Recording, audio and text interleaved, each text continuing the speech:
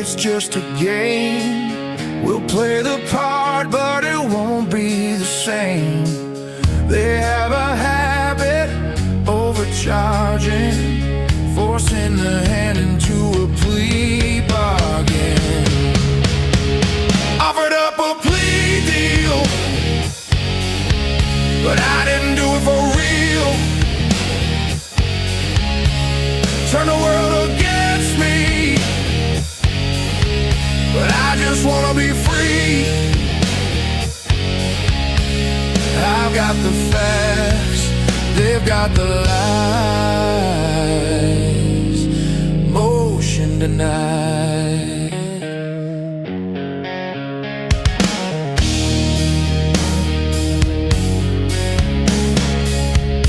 They say they've got so much evidence.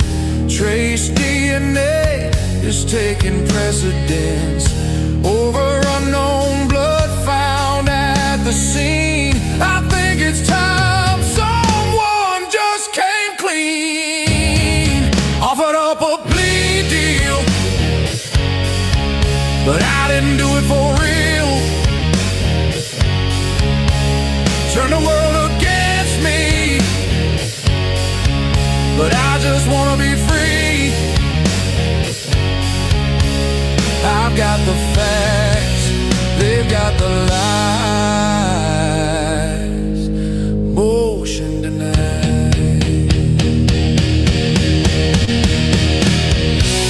Been sentenced to death. I'm not a bad guy, not holding my breath. Rather do life than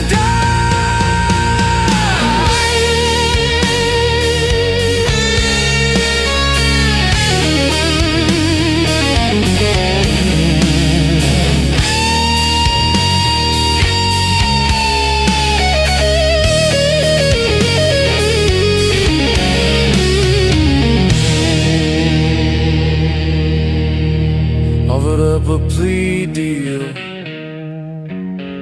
but I didn't do it for real. Turn the world against me, but I just wanna be free. I've got the facts, they've got the lies. Motion the night.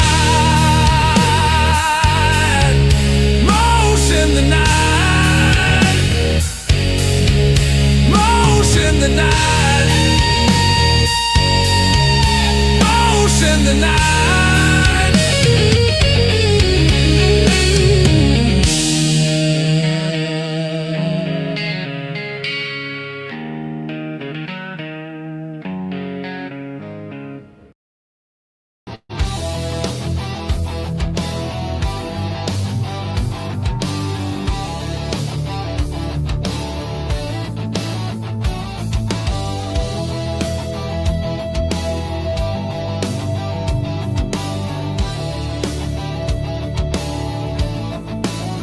The devil's advocates whisper in the hall, where justice wears a mask and truth begins to fall. Every thread they pull, every lie they weave, in the courtroom's dance, who's left to believe? Oh, the devil's in the details, hiding in plain sight, innocent until the gavel steals the light. True crime echoes through the hollow night, fighting injustice with no end. The devil's in the details, hiding in plain sight, innocent until the gavel steals the light. True crime echoes through the hollow night, fighting injustice with no end in sight.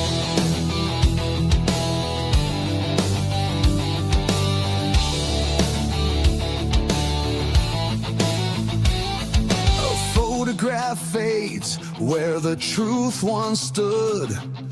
Blurred lines between the bad and the good. The scales they tilt with every silver tongue, while the broken cry for a song unsung. Black robes sway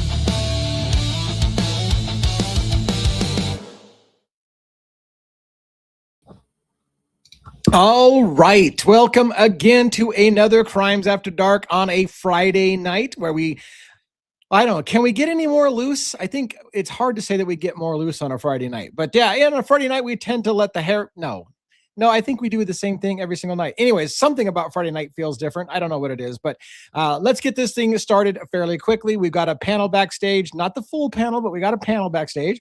We've got Logan from Bronx Tales True Crime. We've got JJ State of the Deep. We've got Dago from True Crime Cafe. We've got Robin, and we're missing, unfortunately, one because, well, his schedule is all over the place now that he's been promoted to captain and he's got some issues to work out and some schedule things to do. So he will be back on the show as soon as we figure out what his schedule is and he gets done with all that stuff. We will work out something so that we can get him on the show when he can do the show. We're not sure what his new schedule is going to look like. I don't think he knows what his new schedule is going to look like. Anyways, let's get the panel on relatively quickly, and then I'll tell you maybe about things that are going on for a drop tomorrow. I got a drop coming out tomorrow. I had a drop yesterday. We can talk about that. I think we're going to talk a little bit about some of the stuff that's going to come out in the drop tonight. Anyways, Logan, how you doing? I'm like, holy crap, I didn't put anything on my lips and now I look like I'm deceased. Oh, I'm sorry. Do you want me to take you? No I was like, color. I was like, you come on in the order that you are backstage. But it's Hey, all I good. don't care. I'm not ashamed. I'm not embarrassed of anything. Perfect. Well, you're a better person than me because I know I could make some hellacious mistakes if you turn the camera on early on me. We have a lot to talk about tonight, actually. Lots of different topics. Yeah, I'm excited to hear what you've got to talk about. We'll wait until we get the full panel up so they can reply as well. But anything special did you do live today? I did. Yeah. We any highlights? It actually made me think of you because you do a lot on the Kopaka stuff, and we shared a lot of information of Kopaka's roommate, Jordan Baker. Yeah. And showed his very, very strange videos with his masks and knives and things. You know, people keep telling me I need to watch his TikToks, and I haven't. So now I'm super. I didn't know there was masks and knives involved in it. Oh, there's a lot of correlation, in my opinion, with the Idaho Fort case. There's a lot of things that I connected that maybe others might not have, and I thought, well, it could be a stretch. But then the more you look into it, it's like there's a lot of unsaid things in these videos, like. One of the background was Starry Night. Well, what was Koberger's alibi? Stargazing at night. Right. Just little things, you know. That is interesting. I'm going to have to now dig into that more myself. So, all right. Well, I'm glad you shared that with us, and it sounds like it was a good topic. I got more Kopaka stuff coming very soon as well, so got some surprises maybe there, hopefully to share. Let's get JJ State of the Deep on stage. Everybody's got to be warned, by the way, because I'm not looking at what you guys are doing off stage. So, oh man, I'm glad you warned me, man. I was doing some unsavory things here on this side of the camera. I get it. I understand. But hi, everybody. Hello. How are Denizens, meatballs, believers, mods. Hello. I have breaking true crime news. Oh shit! Breaking news. I got called for jury duty. No. Nice. Yeah. You know, God dang it. That's a bitter subject with me. Being a person who likes criminal cases and courtroom proceedings, I've always wanted to be on a jury. And only one time in my entire fucking life have I even been part of a jury pool. And I was so excited to get on the jury that I think I looked overeager and I didn't get picked. And I'm like, son of a bitch. And then I hear other people complaining, man, this is like the 6th time I've been called for jury, dude. I'm like, I don't know what you guys do with the pools, but I never get picked. So, well, I'll switch places with you because I get hit up every year and I don't want to do it. And that just aggravates me even more. The fact that I want to, and all these people are like, I hate doing it. I don't, man, I got picked again. And I'm like, how about pick me? Anyways, I got too much shit to do, man. Like it's last year, the last time I got called, I went down there, you know, I had to go and I went down, spent like 3 hours sitting around. And then they're like, oh, you can all go home. I was like, okay. Anyway, I was glad that I was able to get out of there because you don't know what you're going to be in for, right? Like I have a lot of other stuff going on in my life, as most of you all do, I'm sure, that for me to have that time dedicated to a trial that might go on for a while. I'll tell you one thing, that you guys would all love to have been a part of. Where I live, you guys will remember this. Many years ago, Kobe Bryant got accused. Mhm. Remember? That was Uh-huh. here. That was where I Yeah. live. Oh. That happened Wow. right here. Yeah. And there were news stations everywhere. There were, it was a big deal. He's like one of Yeah. the greatest basketball players of all time. Yeah. That happened right here. Could you Wow. imagine? But I don't think it really evolved into anything, right? The I don't Kobe remember. thing? It's so long ago. Anyway, that's my true disturbingly- crime breaking news. I only want to be on the jury for a murder. That's it. Right. And I don't think they would want me on the jury because I'm too much of a critical thinker. And I'd be like, well, wait a minute. What if it happened this way? And they're like, shut up, just convict already. Yeah. So anyways, all right, let's get Dago up and see. Hey, Dago, how's it going? Poor Dago. Whoa. How are you today? Forget about it. Did you also do a live today? I did. I just finished it by the skin of my teeth. Jumping in here, I by 3 minutes, literally. He does lives every day, like 10 times a day. What are you talking about? Yeah, he's a streaming fool. I felt like shit though because I didn't realize Logan was live, like at half hour after I was live, and did my live, and there were people that were like, "I wish you wouldn't have done this. So I have to choose where I'm going." I got people on 2 different devices watching us both, and I had to run late today because in the spring when my wife was home, we do spring cleaning, and that's what I've been doing. So I did a late one today. Unfortunately, I won't be this late tomorrow. I'll be in early afternoon to make part 2 of my show from today. So that's okay. One of us will get the replays. And I missed her show because I like watching her shows too. And I don't like being live with somebody else that I, 1, work with, and 2, I love watching her shows. So I don't ever get to see your shit, Lee, because because you're here. Well, yeah, but there's that too. But I go back and do a lot of replay stuff. So, Joe, when you start your channel, I mean, you're going to do what you got to do, but I'm going to be a busy ass watching all this shit by myself. So, well, once I get stuff under my belt and I'm more comfortable with StreamYard and all that stuff and editing, I'll start having guests on. I was telling DA early, I do not want to be having guests before I know what I'm doing with I'm talking about just operationally. Yeah, because I get it. That would be really embarrassing. You have a guest on and then you don't know what the hell you're doing with the. It happens. It happens. It happens. Don't worry about it. We will all help you through whatever you were having to work through, bro. I promise you that. Oh, I appreciate it. But besides that, yes, it's great to be here again, as always, with you awesome peeps. It's great to have Logan back. Great to have JJ here. I love when JJ gets to be here with us. I miss 1-1, unfortunately. So thank you guys for having me again. I'm looking forward to tonight, and it is Friday. Yeah.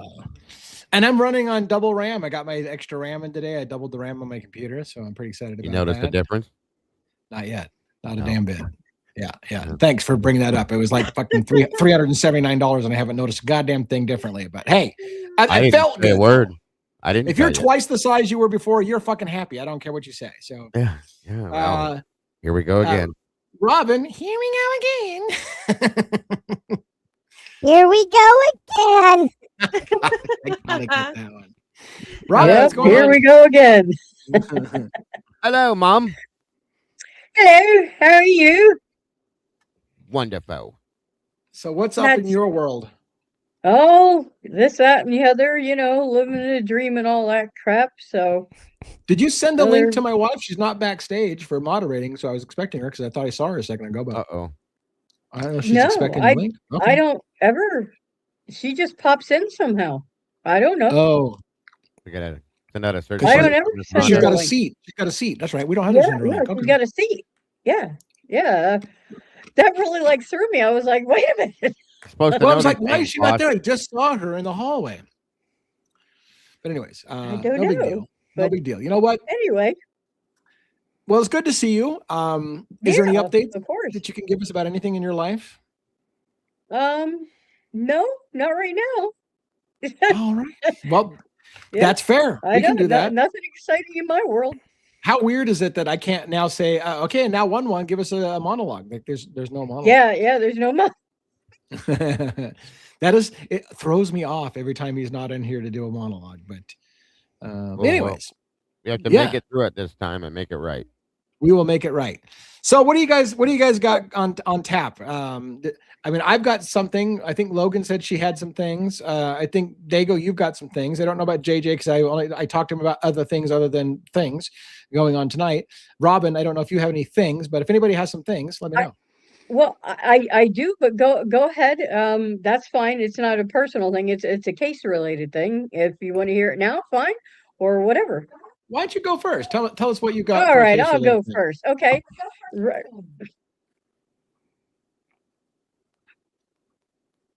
Rex Heuermann, I Oh, don't know yeah. if anyone else has heard this, Yes. is expected to plead guilty to 7 counts of murder.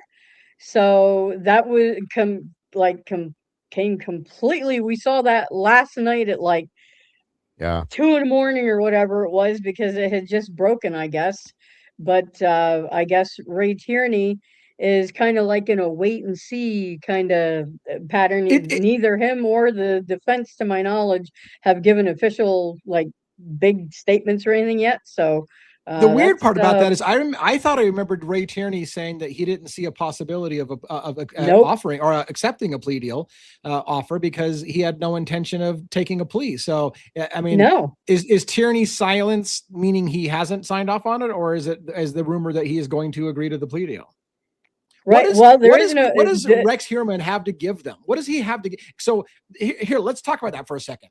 The only perceived reason for Ray Tierney, the district attorney, to accept a plea deal would be in exchange for something. If Rex Heuermann's going to cough up bodies and tell them locations of bodies, then I would imagine a plea deal. Right. So that's the big question. Bingo. Are they going to make him give something up? Because why would they give him a plea deal? They can execute the guy. Well, I don't know if they have. No, they don't have execution in New York, but they can put him away for life in prison without possibly parole. And there's nothing is going to change that. Like it's almost a foregone conclusion he's going to get that. So why would they accept a plea unless he's going to give them some information and some closure on some crimes? That's what I think it is. And now according to Newsday, did read the article in there, the families are the ones who I guess told Newsday about the fact that they've already been contacted.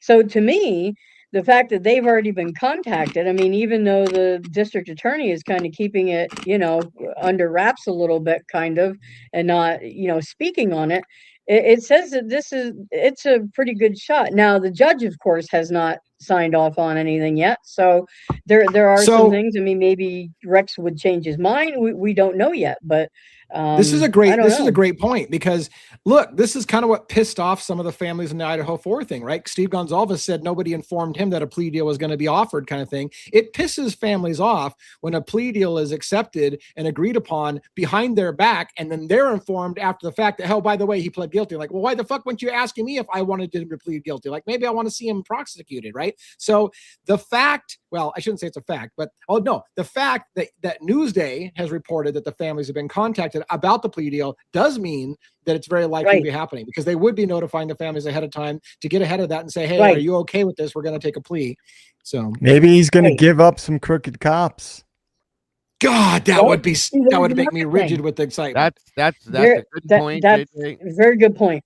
And what if I still think there's more people out there that he's murdered. That's my opinion. Oh yeah. So that's the other thing. Yeah. They estimate up to 300. Give up info about other murders. I mean, that there right there is incentive. Bingo. Yep. But here's the question about that earlier. Here's the question. I was talking to Attorney John Ray, about this very possibility about the plea deal. And John Ray was the one that was, I think John Ray was telling me, I don't see a plea because what can Rex Heuermann possibly offer him? Or I should say in reverse, what can they offer Rex Heuermann? He's going to have life in prison no matter what. So why would Rex give up Dick?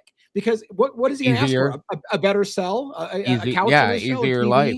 Yeah, an easier life, right? So that's the only bargaining chip they potentially have is, hey, I want a comfy cell, I want my own wing, whatever the case may be. And here's the thing, guys. If you think about this, I was talking to Kim about this earlier at the beginning of my show. He had a house in Vegas, a house in the Carolinas. Yep. Multiple places, and he traveled. So I will almost guarantee that there are bodies probably in each one of these areas, and then some. Well, And another place he's rumored to Florida. have had property is Alaska. Right. Really? He's Yeah. had property in Alaska, Yes. Las Vegas. I And we think know he's a hunter. How many indigenous missing women are in Alaska, Robin? I know you know this. There you go. There I you know go. you know this specifically. I covered God rest her soul, Wisdom Speaks. I miss her so much. She was always about that, and she introduced me to how many missing indigenous women from Yep. Alaska there are, guys.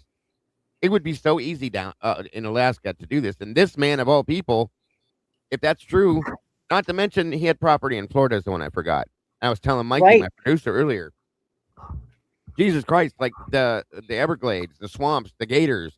How easy is it for you know what I'm saying? Like He they're had property probably in all South over. Carolina with lots of private property Yeah. where he could have dumped bodies on. Yeah. Like, Right. he could have, like I said, there's rumors that he could be one of the most prolific serial killers ever and may have body counts up in the Yes. 300s even, you know. So I don't know Right. where they got that number, but that's a number that I heard before. And so if he was killing And- if he was killing in multiple states on multiple Yeah. properties, yeah. And I have no doubt. one thing that I'm kind of wondering is because he was on crutches, he's got some health issues going on. Is he so sick that at this point he's thinking, well, what do I have to lose now? Yeah, maybe. Well, maybe. and there's And also maybe the question. before he goes out, he wants fame and glory Right. or whatever. That's what I'm saying. Maybe he wants the notoriety. Like if maybe he wants to go down in history with his name in the history books that I'm one of the biggest killers ever. And maybe he'll be like, look, I'm going to give you names of like 150 different women and I'll tell you where they're at.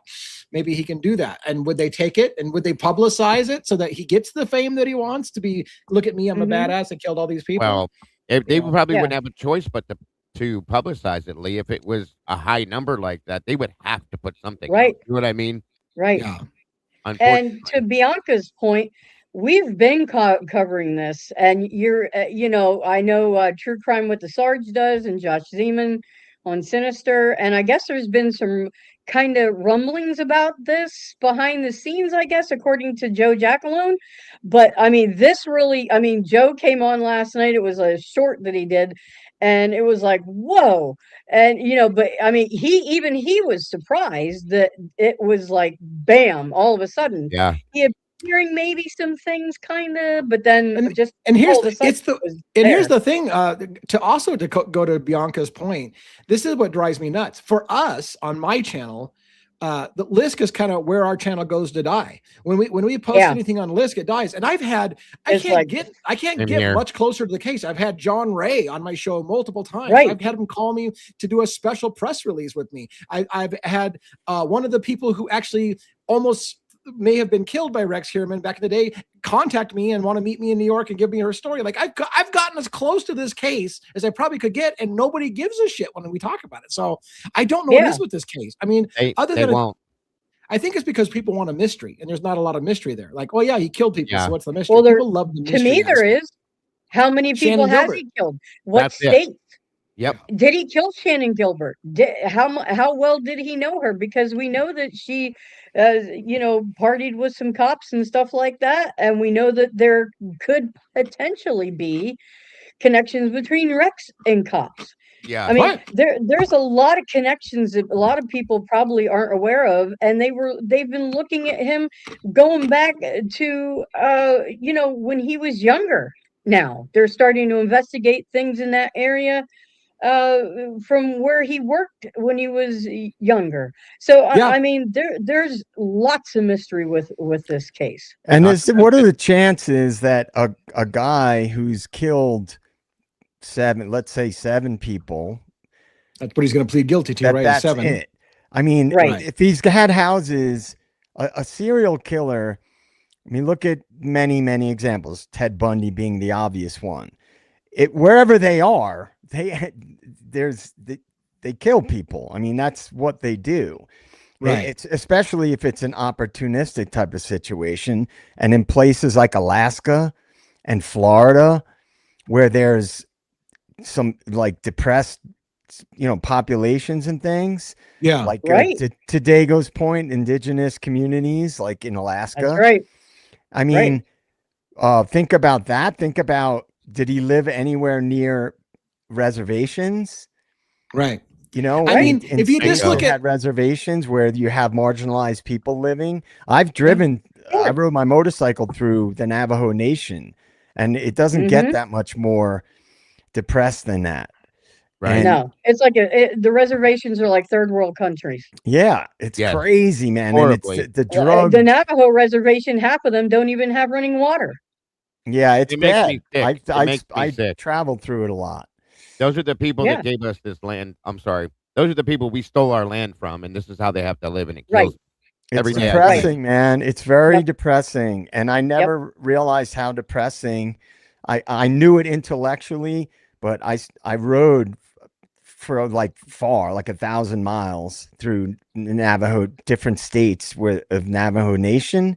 And it is, man, it is something to behold. And every place you go, Yes. you'll have beautiful rest stops because they take beautiful care of their rest stops because they own them. Yeah. Yeah. I mean, they're the nicest gas stations I've ever seen in my life. But outside those gas stations is an abundance of people that look in really bad shape, Yeah. clearly Yeah. substance abuse issues.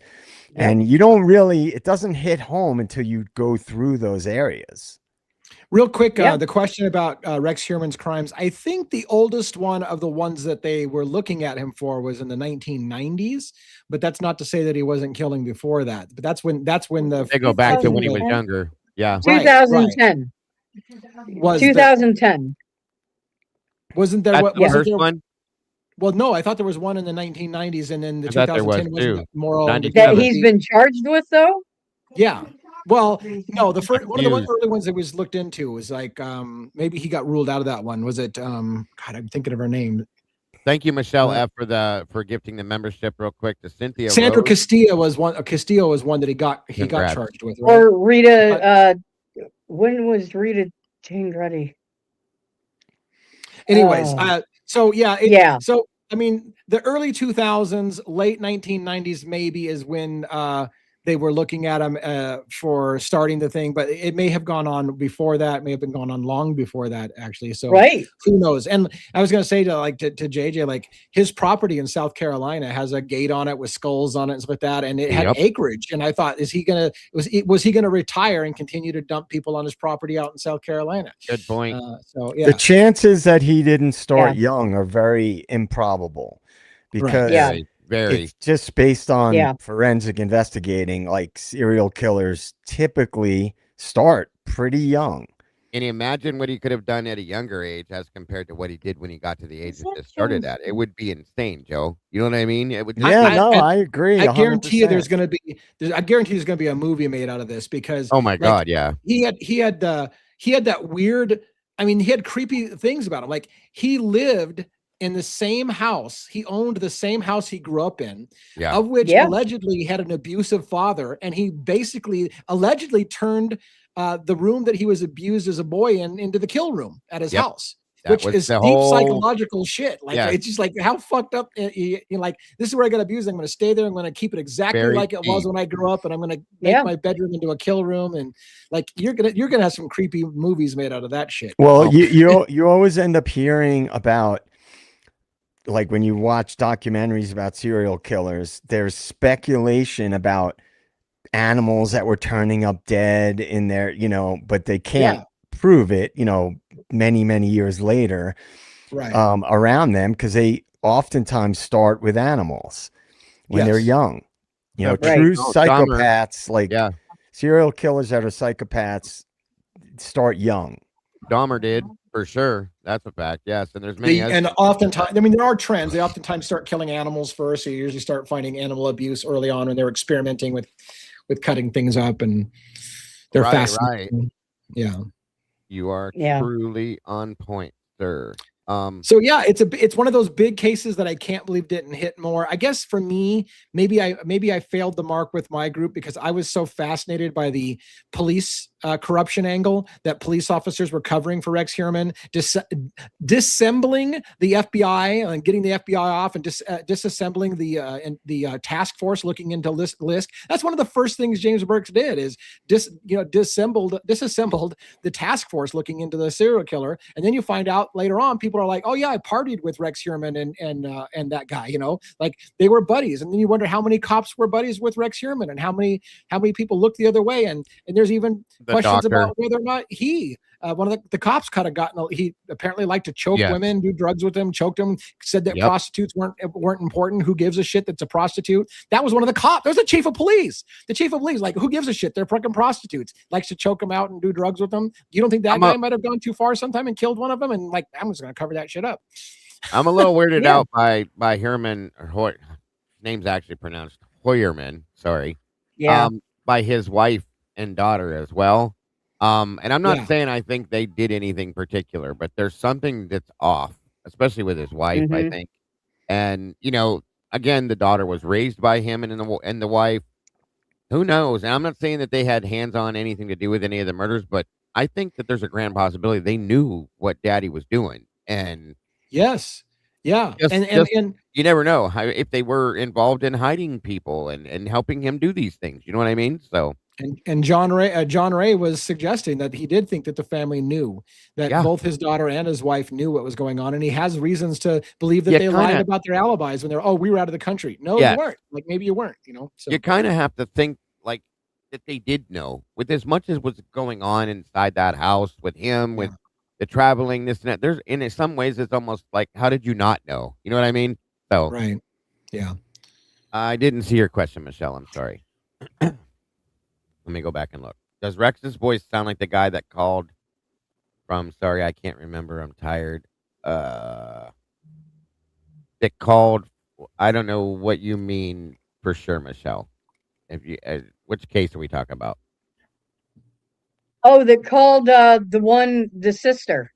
The one Melissa that was Bartholomew's taunting sister. the sister? Yeah. Taunting her. Oh. I don't think so, unless he was really disguising his voice, because when you see that video of him when he was being interviewed about his architecture business and things like that, unless he was really like disguising his voice, I don't know. Yeah. Are there there's recordings of that. Yeah, there was I don't, during one of Josh Zeman's documentaries. He played a recording and asked her if she recognized the voice of Rex Heuermann. How'd you say Heuermann? How'd you pronounce it, Dago? Heuermann is how it's actually supposed to be pronounced. Heuermann. I've been pronouncing it wrong. Maybe that's why my channel's never taken. Everybody off does. I did too. No, everybody does, because that I didn't learn that until recently, that it's actually supposed to be, because even in their interview with that reporter guy, right, he pronounced it Heuermann. Yeah. Exactly. Look, the pronunciation thing drives me nuts because anyway. Yeah. Essie said that she did not recognize his voice. So there in turn, I guess, Did you follow this, Logan, at all? Yes, you did? I did. From a long time ago when the victims were just starting to become victims. But he reminds me of what Israel Keys would have been had he not gotten caught and killed himself in jail. Israel Keys was nuts. Crazy. Did you guys see that documentary about the Alaska, about that guy that murder in Alaska? This girl, she worked at one of those like drive-up coffee barista things. Yeah. Right. Yeah. Did you guys, anybody see that? Is that the same one? That's Israel Keys. Israel. Israel Keys. Yeah. That's what I wasn't sure of the name. Is he the one that faked her being alive so that he can? Yeah. So he can get more ransom money and shit. That dude was eyes open so he could take a picture of her and send it to her family. Right. Oh God. Yeah. Like, it's just. That's another one of those examples, right? You don't have. They may not have evidence of all that person's crimes, obviously, but that's somebody who's at that level of psychopathy does not just do things once or twice or even three times. No. It doesn't work that way. They typically escalate. So over time, it's like what Logan was saying. Can you imagine if these people didn't get caught?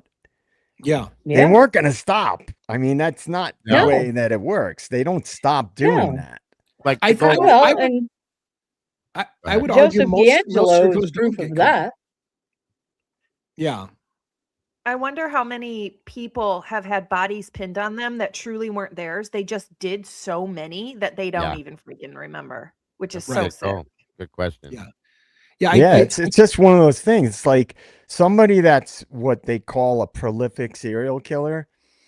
In most cases, it goes back pretty far. Oh, yes. definite.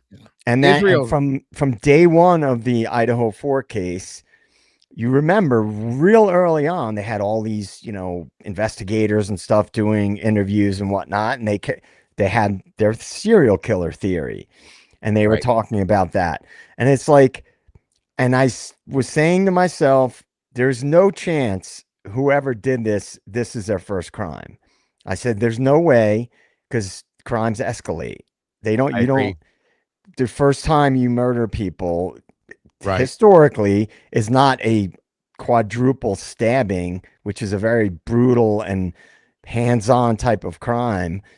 And it's like when they arrested Koberger, I was saying, if he did it, this is before all the fuckery started becoming evident. I said there's Yeah, no chance that this is his first crime. I agree.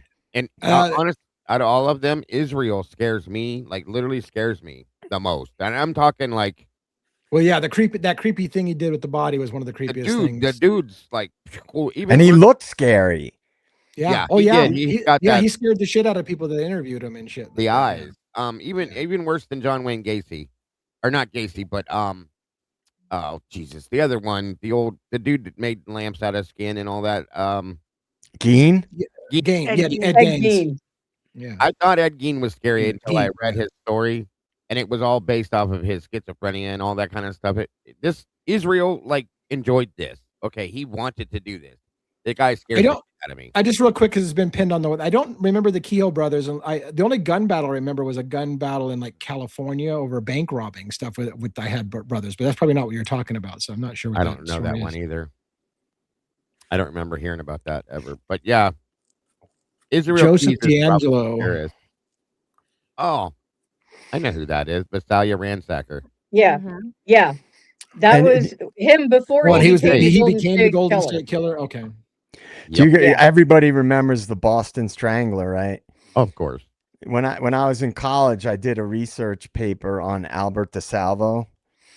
And then later on, a lot of information came out that all but exonerated. I mean, he Yeah. legally wasn't, but that all but exonerated him, that he wasn't the one. Right. But Sebastian Younger, he's the guy who wrote A Perfect Storm Yes. that the movie was made of, and whatever. Right. He wrote a book called A Death in Belmont, and he lived in the town growing up, Belmont, Massachusetts, where Albert DeSalvo was in that area, and Albert DeSalvo worked on his house, right, when he was a kid. They Right. were having like a remodel done, and Albert DeSalvo was one of the guys. So this book is all about, encountering Albert DeSalvo and his personality and the whole story about that and about the crimes as well. Mhm.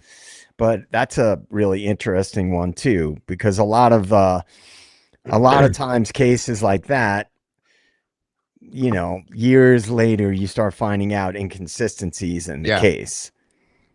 Most definitely. It's crazy stuff. There's a lot of whack out stuff that do you guys remember Albert Fish? Do you know who that is? Yeah. Not sure. Nobody knows who Albert Fish is. That he used to No. put he was a doctor, and he used to put like needles. He would push them into his groin area because he was a sadomasochist. He enjoyed the pain and stuff like that. It was wild. He killed quite a few people too and stuff like. I mean, there's a lot of these people out there, but out of all of them, no lie, for whatever reason it is, I don't know if it's because Israel Keys was so um it, the way he looked and acted and talked, and yes, Moonlit, you got it. That kind of stuff. Like, He was dark, man. it scares the shit out of me, you guys. I don't know why. It's He crazy. looked scary. Like he literally his looked eyes are like a dark. psychopath. Yeah, right. Do you guys read that book? I can't remember the name of it, about the World Fair in Chicago, about H.H. Holmes. No. It's think a so. famous book. I think it might have even won a Pulitzer Prize. Yeah, what's the name of the book? Somebody will know it in the chat. It was it's like a real popular book. God, H.H. Holmes. it's by a famous author. It's a guy who he's written a ton of books that were like bestsellers and shit. What the hell's the Patterson? name of it? Somebody's got to help me, man. I can't remember the name of Patterson it. write the book? James No, Patterson? it was oh They were God. one. Somebody will be able to find it, but it's H.H. Holmes was a doctor.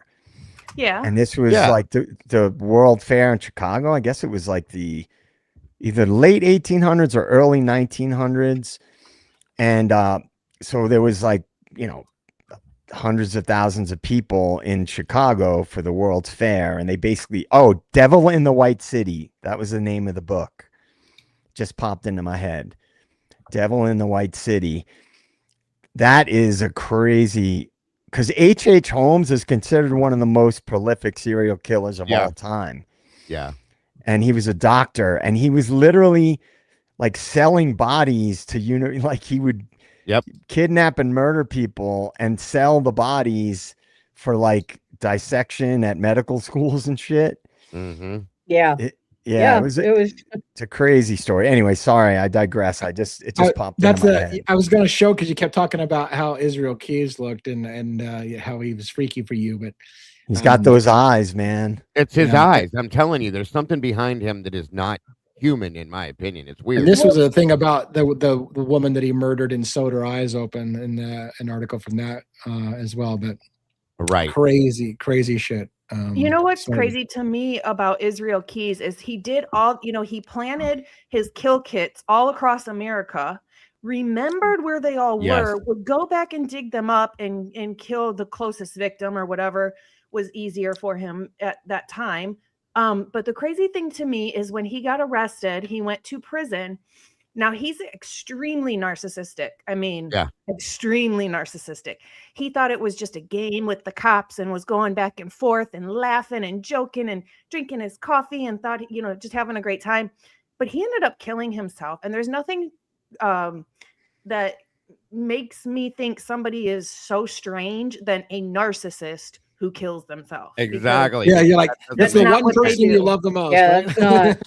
Exactly. I threw that book backstage, Lee, if you want to throw it up for them to see real quick. Joe was talking about it's actually got really high ratings about it. Yeah. Eric Larson's written a bunch of really huge books, like big ones. And I've heard of the author before for sure. He did it's really good. It's kind of long and dense, but it's basically he does a great job of like painting the picture of the World's Fair and everything surrounding it. It's fantastic. He wrote, hold on, what's it called? The Devil in White City? Devil in the White City by Eric Larson. Eric Larson wrote, if I'm correct, Isaac Storm as well, which is an amazing book too. If you've ever read that, very good. He just came out with another one recently called like about the I'll tell you in 2 seconds. I have it on my phone. He's written a lot of big books, like real bestseller, super popular. Mm-hmm. Keys went to church and hung. Okay, I didn't know that. What is it? Oh, damn it! What is it called? I have it. I just can't remember. It's something with the devil of something.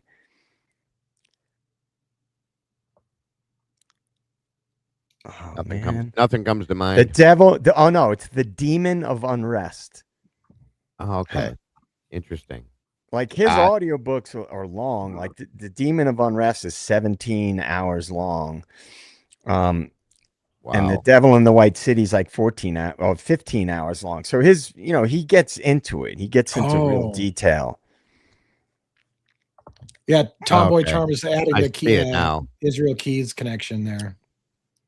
Hung out with the Idaho brothers who were killers as well. And the Aryan family. The Aryan family as well. Yeah, they were from Spokane. Gotcha. Thank you, Tomboy. Yeah, that's interesting. Very much. I would love to see. I don't know if I could do it, but I could do it from a distance. But I would love to sit and have an interview with Israel. I really would. just to pick his brain. Like, what goes through your mind, bro? Me too.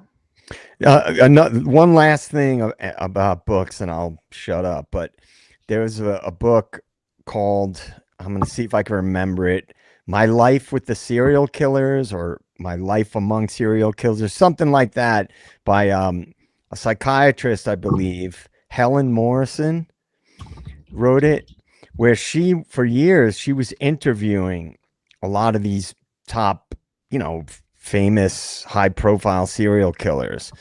And one of the things that she came up with from all of her interviews and many, many, many hours interviewing these people in prison was that, after she said, psychopaths can hold a facade, right, for a certain amount of time. And her hypothesis is that it's 3 hours. They can hold the facade for 3 hours. And then after 3 hours, they start to reveal things that they were kind of covering up with a facade. Well, you realize that's why we have a 2-hour show, right? Yeah, of course. You can't go more than that, man. I threw that backstage, by the way, for you guys to look at real quick if you want. It's cheap, $6.47. Yeah, My Life Among the Serial Killers. That's it. Helen Morrison. It's kind of crazy, man. It's like she gets into like pretty serious detail and stuff like that, and that, I thought that was so interesting, that 3-hour thing, where it's like they can hold their facade, but only for about 3 hours. And she came up with that based on many, many interviews. Absolutely. Interesting. Logan, you had said earlier that in the intro, when we were talking, you said you got lots of things you wanted to talk about. You want to throw something out that we haven't started on? What would you have in mind? Or Well, Rex was one of them. And then the Delphi stuff. I don't know if you guys want to talk about that, because there was a response in the case. So I don't know if you want to touch on that at all.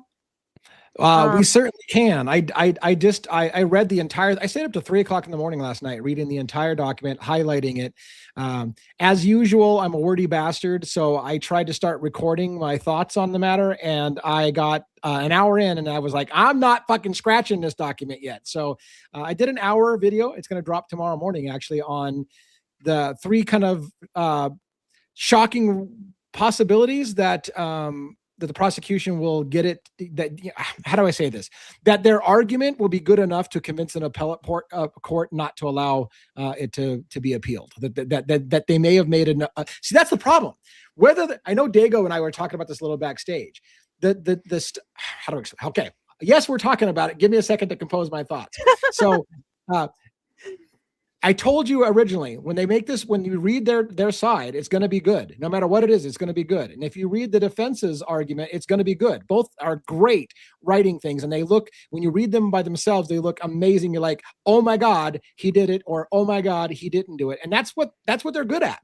So now we have to figure out where the truth is. But when I look at the prosecution's argument, I was like, oh my God, how many half-truths did we potentially hear from the defense? And Dago was arguing, well, the defense wasn't allowed to present the whole thing, because it is true.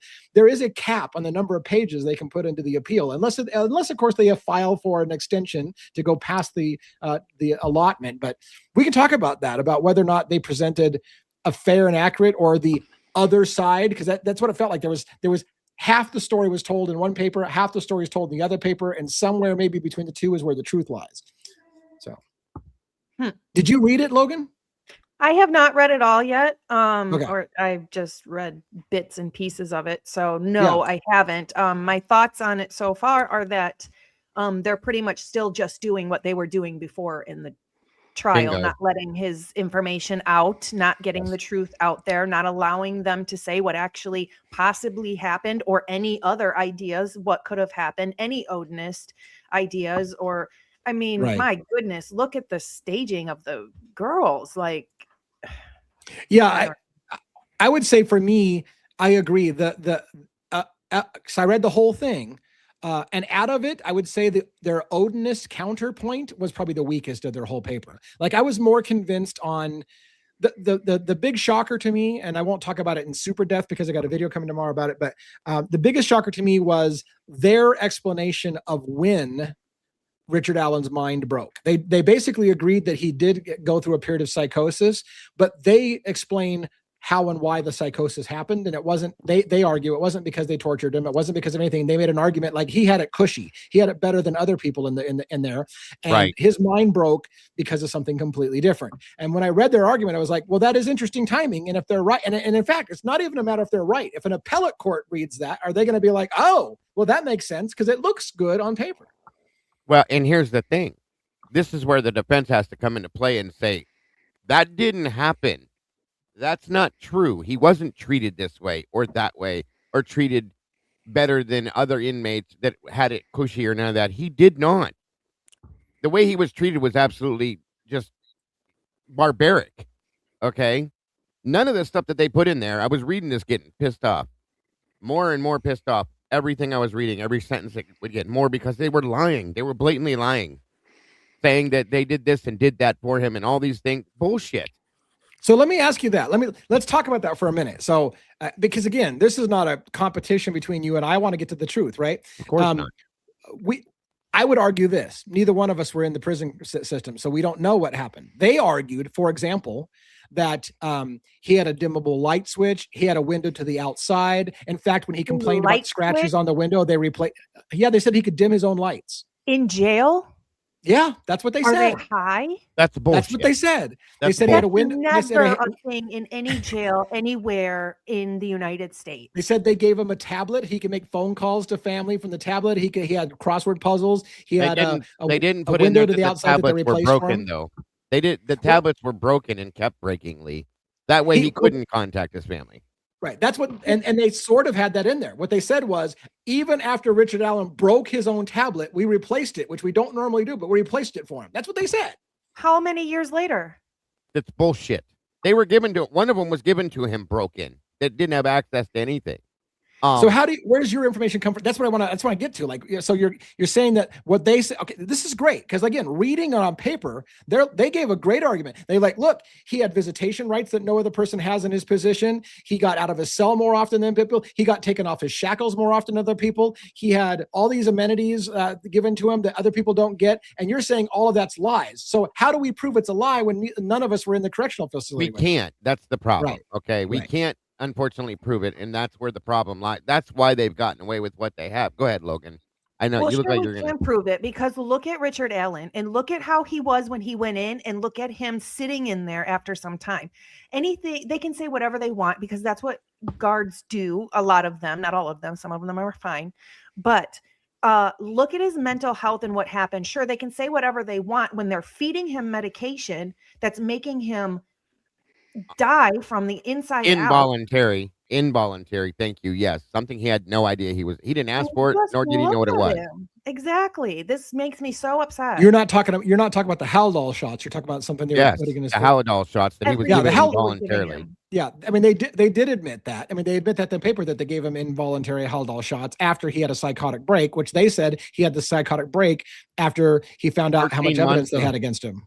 No, bullshit. That was after 13 months of solitary confinement. Yeah. Well, they're gonna, of course, they're not gonna admit to essentially torturing somebody. Just so look at it. They're gonna push their narrative, and they'll apparently, according to what DA is saying, because I didn't read the document, but convincing, right? They're gonna make sure it's convincing because that's what they have to do. I mean, like, what prison system is going to admit to abuse? Right. No, you're right. You're right. They're never going to admit to abuse. So, I mean, let me give you a real quick example. Okay. Yeah. Dr. Walla, the fangirl, the YouTube fangirl. Okay. In the document that I read, it states that she kept telling him not to talk about the case. Correct. They mentioned that many times. Yeah. She admitted on the fucking stand that she talked to him about the case. What she was doing, you guys, was saying, and I'm telling you, I wasn't sitting there, but this is what was done. Jesus Christ, I'm sitting sideways in my seat. I'm so pissed. I'm going to cut somebody. All right. So what she was doing was, so Richard, this is how you committed the crime, isn't it? Richard, this is why you committed the crime, isn't it? Richard, you killed those girls because of this. Didn't you? Richard, you did this because of that, didn't you? This asshole was commenting in YouTube streams that were live about this and saying different things, and then turns around and admits it on the stand. And then they lie in the document like it's okay. Like we're Yeah. just supposed to believe it. And the defense pointed out that she conveniently lost a lot of her notes. Like that she just didn't keep her Conveniently. note. Yeah, she just conveniently lost some of her notes with a lot of her notes with her conversations with Richard Allen. So It's all garbage. There's an inmate that wrote a letter to the I can't remember who it was, that watched all this shit happen, that knew about this stuff. Now you tell me why this man would lie and send this off to the people to know what was actually going on with Allen, and what would he have to gain from this other than negative attention from the prison? Nothing. So what I guess my argument is this.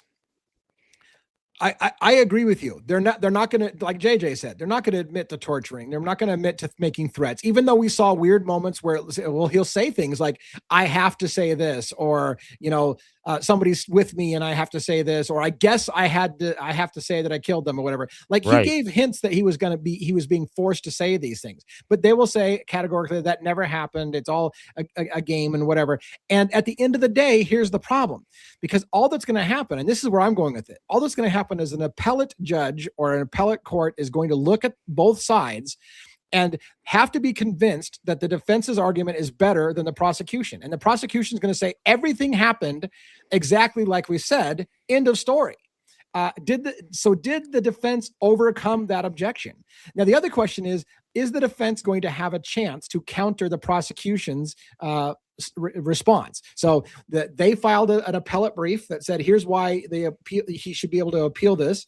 And the state had an X number of days to respond, which they've done. Now does the defense get a chance to respond to the prosecution's response to say no? So like how many back and forths are they going to have before the judge says, enough, I've heard enough. Let me review what we've got and I'll just make a decision. So, I'm sure it'll end with the state saying whatever they say, and that'll be that. And they'll, okay, Who- I want let me anyone ask- to try to lock themselves in a room with no TV, no nothing, not a book, not a nothing, with no light, and do it for 3 days. I bet nobody could do it. And they had him And they- doing that for 13 months. I'm glad you said that, because they said in that document they offered him a TV and he denied it. I don't believe you. I don't believe flat out that. said, Richard Allen denied that we offered him a TV and he denied the TV. He didn't want a TV. What? So But he was here's my delusional?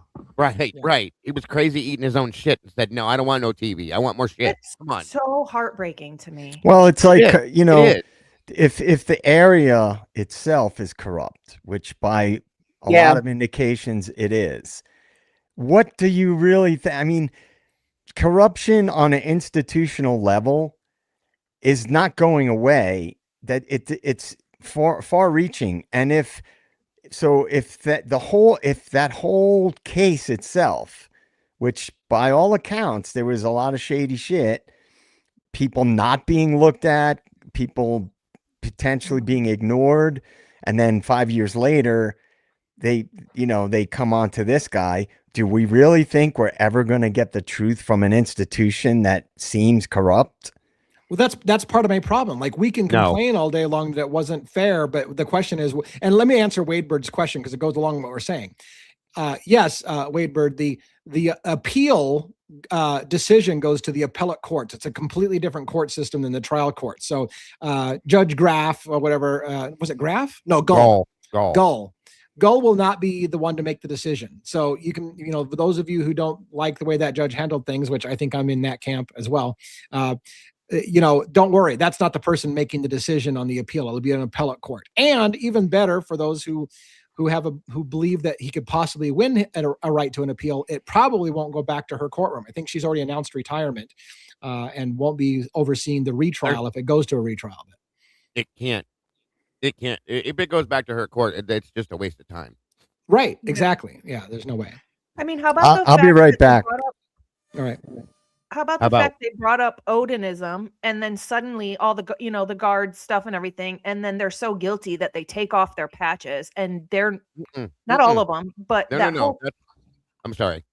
Go ahead. I was just gonna say they had to be forced to do that, Logan. The attorneys mentioned it multiple times, and the warden finally said, "You need to remove your patches."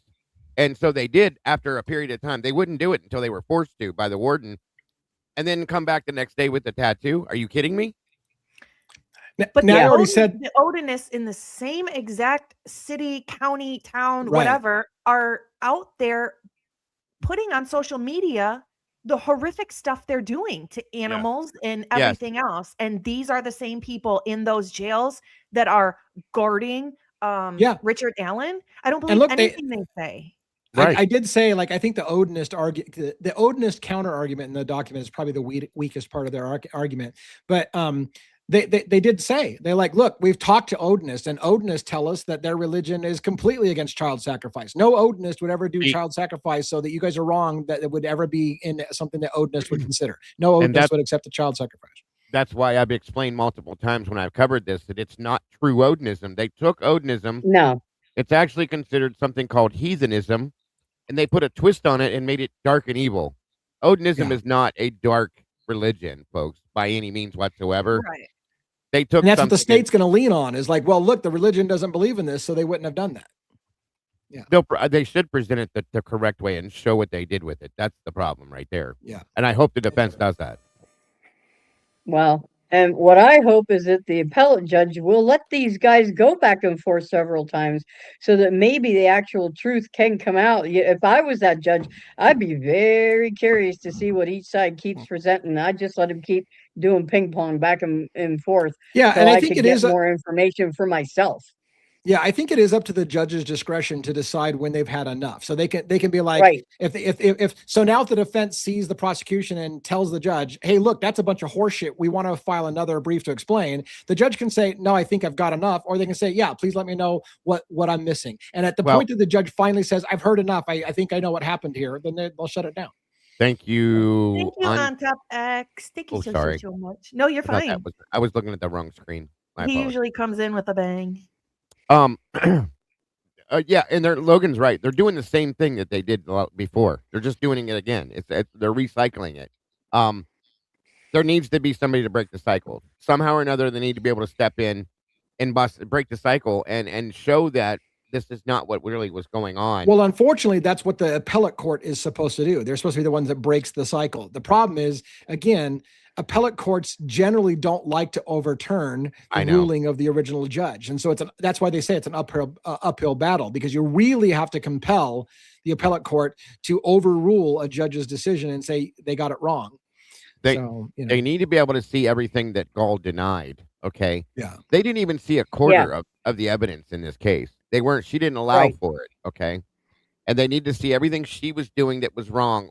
One of the attorneys that she brought in when she was trying to oust the defense team, when she actually did, that they had to take it to the Supreme Court to get them reinstated. Okay. William Labrato did an interview. I just showed that on my show earlier, just to remind everybody and the man was scared to death giving the interview. You could see it in his eyes and the way he was speaking and talking about the Odinistic side to this and how everything went down. And then not too long later, the man was jumped and had the shit beat out of him and retracted some of his statements and never spoke again publicly. Right. Are you serious? Come on. Yeah. Yeah. Well, you need to get some people like, the Centurions and the, Innocence Project. And it has to get to a point where it catches the attention of people that have the resources to push back on the corruption. They're afraid of it. People are afraid of this. There was a task force police FBI agent that was shot and killed in front of his office by a prison guard, a former prison guard. They threw a Molotov cocktail through his window. One of the only men that was still following the Odinistic theory on this, okay, worked for the FBI task force, the thing was thrown through his window. He comes out the front door and is shot dead where he stood in front of his own damn office. That takes balls, folks. Okay. Many people lost their lives during this case. Many. Well, the more I've been learning about secret societies and things like that and cults and all that's connected. If you go back historically, it's connected to secret societies. I never knew anything about that stuff. But then the more you read about it, you see how ubiquitous it is and how far it goes back. And if you have an area that has elements of that in it, it's more powerful than I think your average person realizes, how deep and how wide reaching that stuff is. Yeah. I agree. No, it is. It agree. is. And people tend to dismiss it as ridiculousness, and they don't believe that people get into secret societies, and they don't believe that people have rituals, and they're like, oh, that's just stuff for movies and stuff like that. But no, it's a real thing. It is a real thing. No, When it's real. this was going on, we had people that were basically mocking it on Facebook. People that should have been being looked into, mind you. Okay, Yeah. people that are probably more involved, and they were ignored. They weren't even brought up. But they people that are admitting to spitting on the victims at one point, and that was completely ignored. Somebody going on Facebook saying, "How do I look in this hat, guys? Does this one bother you? Does this one bug you? What about this hat?" Being an asshole about it. And just people saying anything they can say to run a different narrative on this. A retired FBI agent that comes forward and says, "Well, those sticks they just fell out of the tree on top of them." What? Yeah. They were Well, cut, yeah, you dumbass. Yeah, and their counter to that Oh, was shit. it was the drawing depictions of it made it look a lot more ritualistic than the actual photographs. But I saw the photograph. You sent. You've you been know, there. I've seen. Yeah, I've been there as well. I've seen it. Yeah. Okay, Yeah. Kim's been there. She saw it. The signs that warn you. The town. Yeah. warns Don't walk its the own trail people. at night. Yeah. Don't. Why? Why Yeah. not? You don't trust your own people. Right. You know why? Right. Yeah. Yeah, and No, it's like there's so much, like as we always say, there's so much fuckery involved in areas that have had a long history of corruption. It doesn't just go away. Stuff that gets embedded in an area, like certain parts of the country. I mean, one can tell you stories about New York City. I can tell you stories about corruption in New Jersey. Yeah. And I've seen living in New Jersey and working in different parts of the state, it's a real thing. Corruption in certain areas is embedded in those areas, and it goes back a long time. Those things don't get undone easily, if ever. So if you have an area that's got a lot of corruption, it's and on top of that, you might have some occult activity in that area. That shit doesn't just get dissolved. It typically runs deep in those areas. If you're from that area and you've spent your life in that area, there's a chance that you're connected to it. And right, and the ones that aren't have such a fear of consequence if you say something or get involved. What is anybody going to do about it? I didn't cover this in the you may know about this, and it was news to me and I'm sure that if you've been watching the case for a long time, you're like, well, you're welcome to the club, DA. You just heard that. Yeah. The first time I heard I was surprised to see in the document that they took vaginal swabs of the girls, and there was unknown male DNA on the vaginal area of the girls and under their fingernails.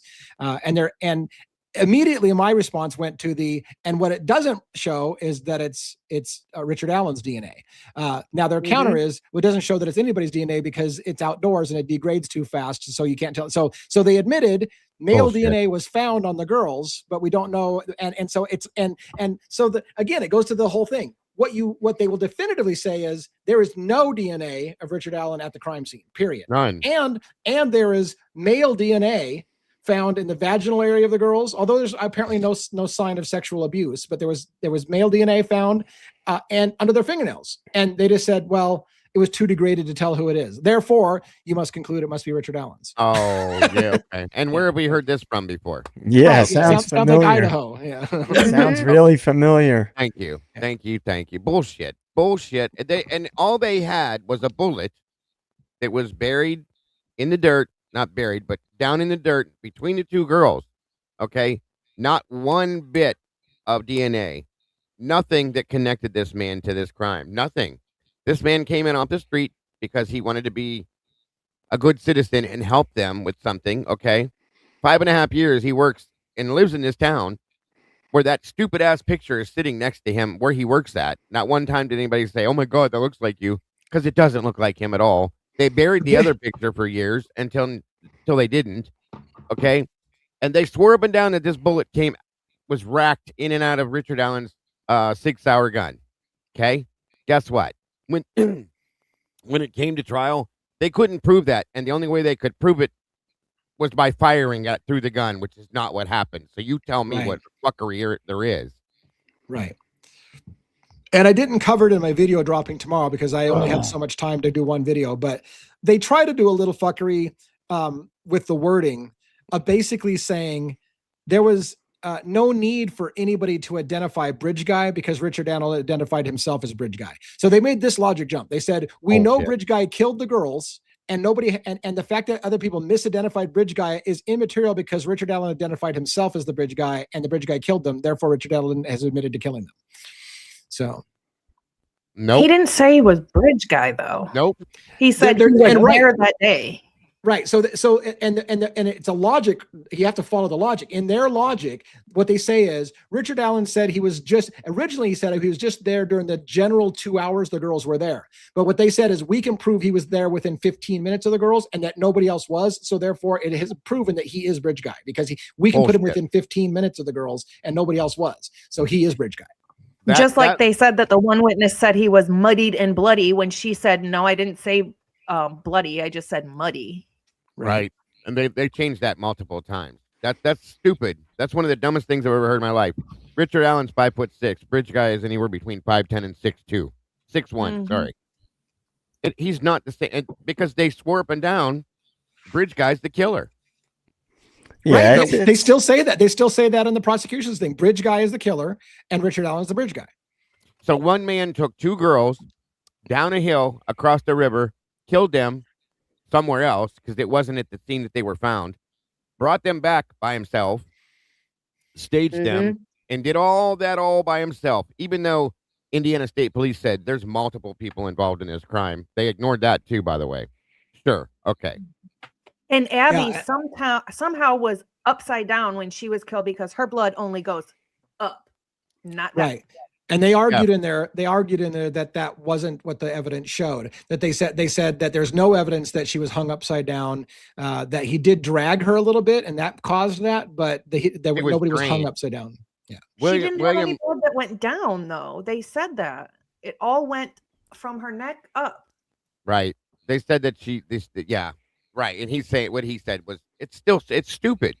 Yeah. William Librato himself said the attorney said one girl was sacrificed, one girl was murdered. Right.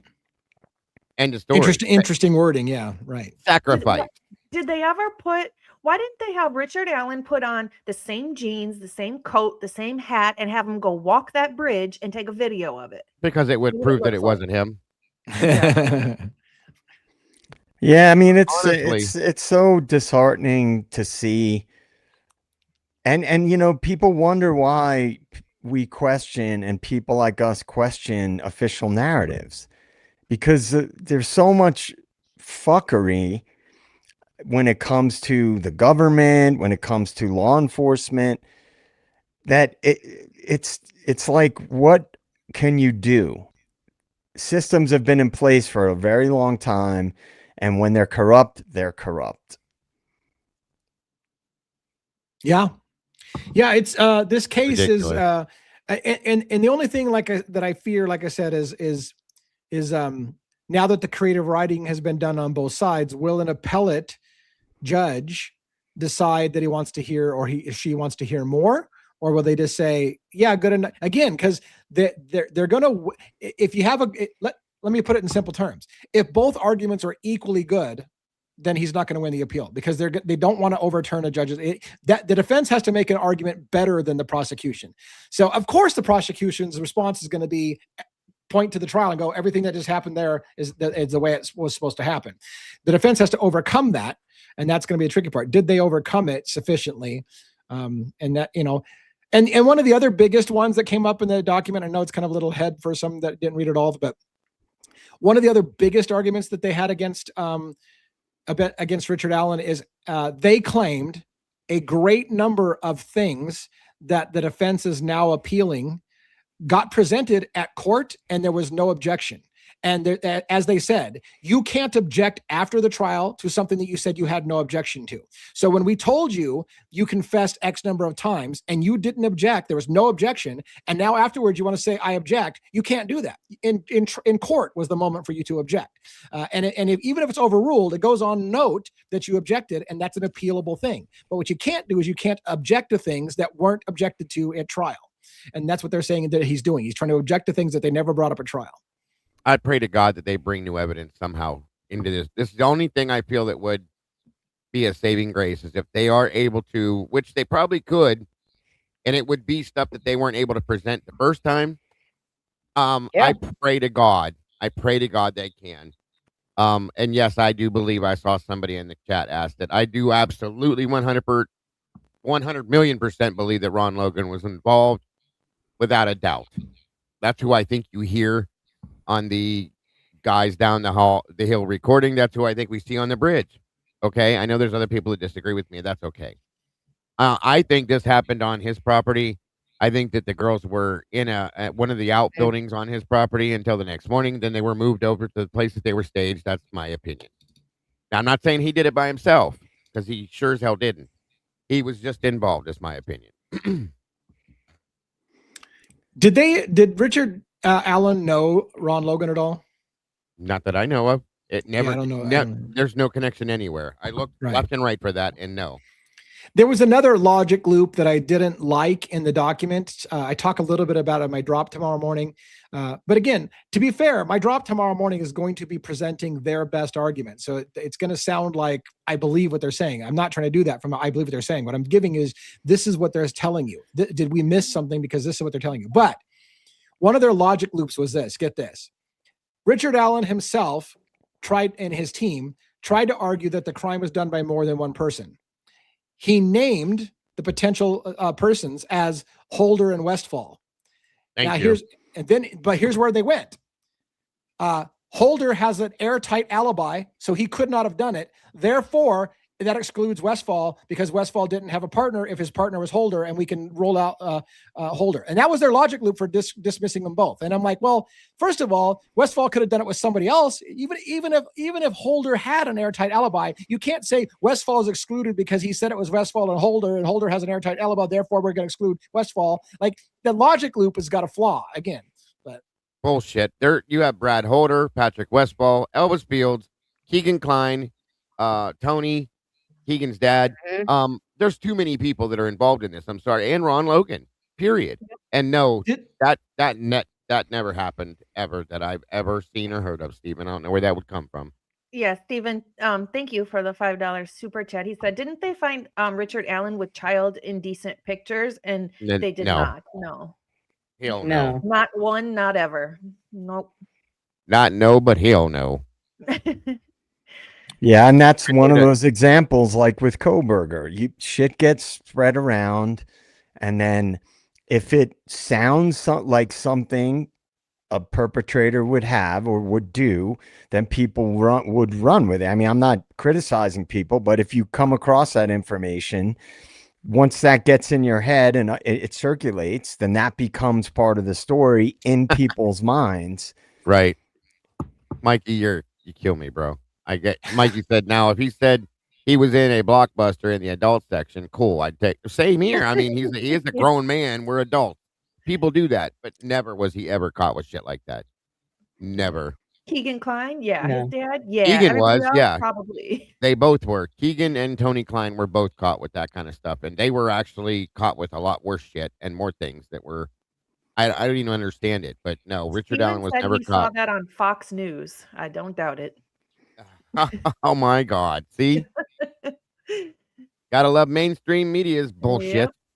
Well, not too long ago, actually, I don't even remember what prompted this. Joe Rogan was talking with somebody. I can't remember. I wish I could remember what it was specific to. And they were saying, like, if you get on the Fed's radar or the powerful people's radar as like a potential whistleblower, let's just say, they can implant shit on your computer and say, this person, they found, these photos on so-and-so's computer. I mean, they have the technology. The NSA could do that to anybody. Right. And most people, unfortunately, will believe it right off the bat because that's just the way we are. If they say that they found something on your computer, it's good. It's funny that you mention it because, as an aside, I realized, so when I was investigating or reporting on Luigi Mangione early on, I had somebody approach me, which I now believe was probably the feds, pretending to be basically a defunct podcast that's never actually aired since the day that I interviewed with them. A podcaster wanted to interview me as somebody that they heard supported Luigi Mangione's cause.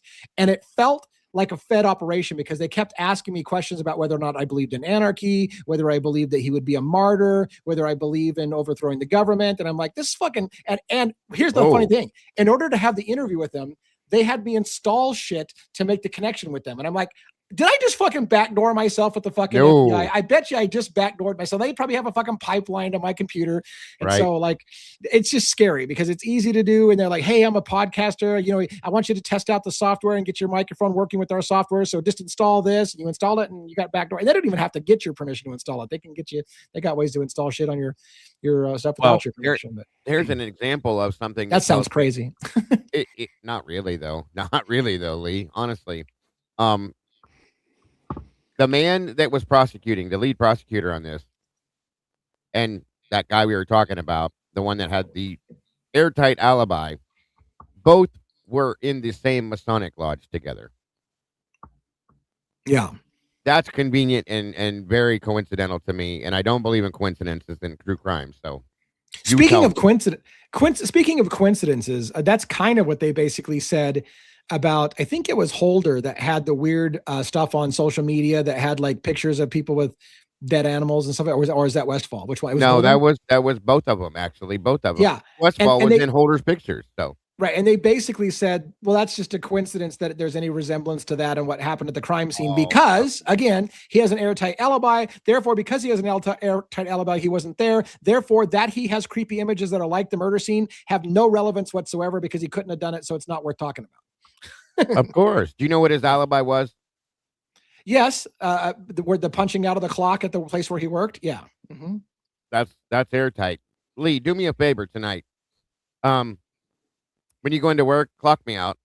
Yeah, right. Well, look, and here's, I'm not saying it was good. I presented their argument. I'm not saying it was good. Their argument was, and I don't know what he exactly did. Their argument was he was a highly skilled worker. And the entire assembly that he worked on would fail to work without his presence. So nobody could have clocked him out for him because the whole line would have shut down and nobody can stand in for him. So therefore he had to have been there because only he could have done the job because it's a skilled position. Okay. Yeah. I'm just saying that was their logic. Yeah, I know. Right? That's fine. So if I'm not even going to go there. Forget it. I think he worked at a landfill, didn't he? Didn't he work at a landfill or not? I believe so. Yeah, it was some dumb shit. It wasn't anything that anybody else with even a piece of a brain couldn't have done. So right. You're and not... it was funny because in their document they made it sound like it was impossible for somebody to have clocked him out for him, and yet I remember reading, I think, the defense explaining exactly how somebody could clock him out for him.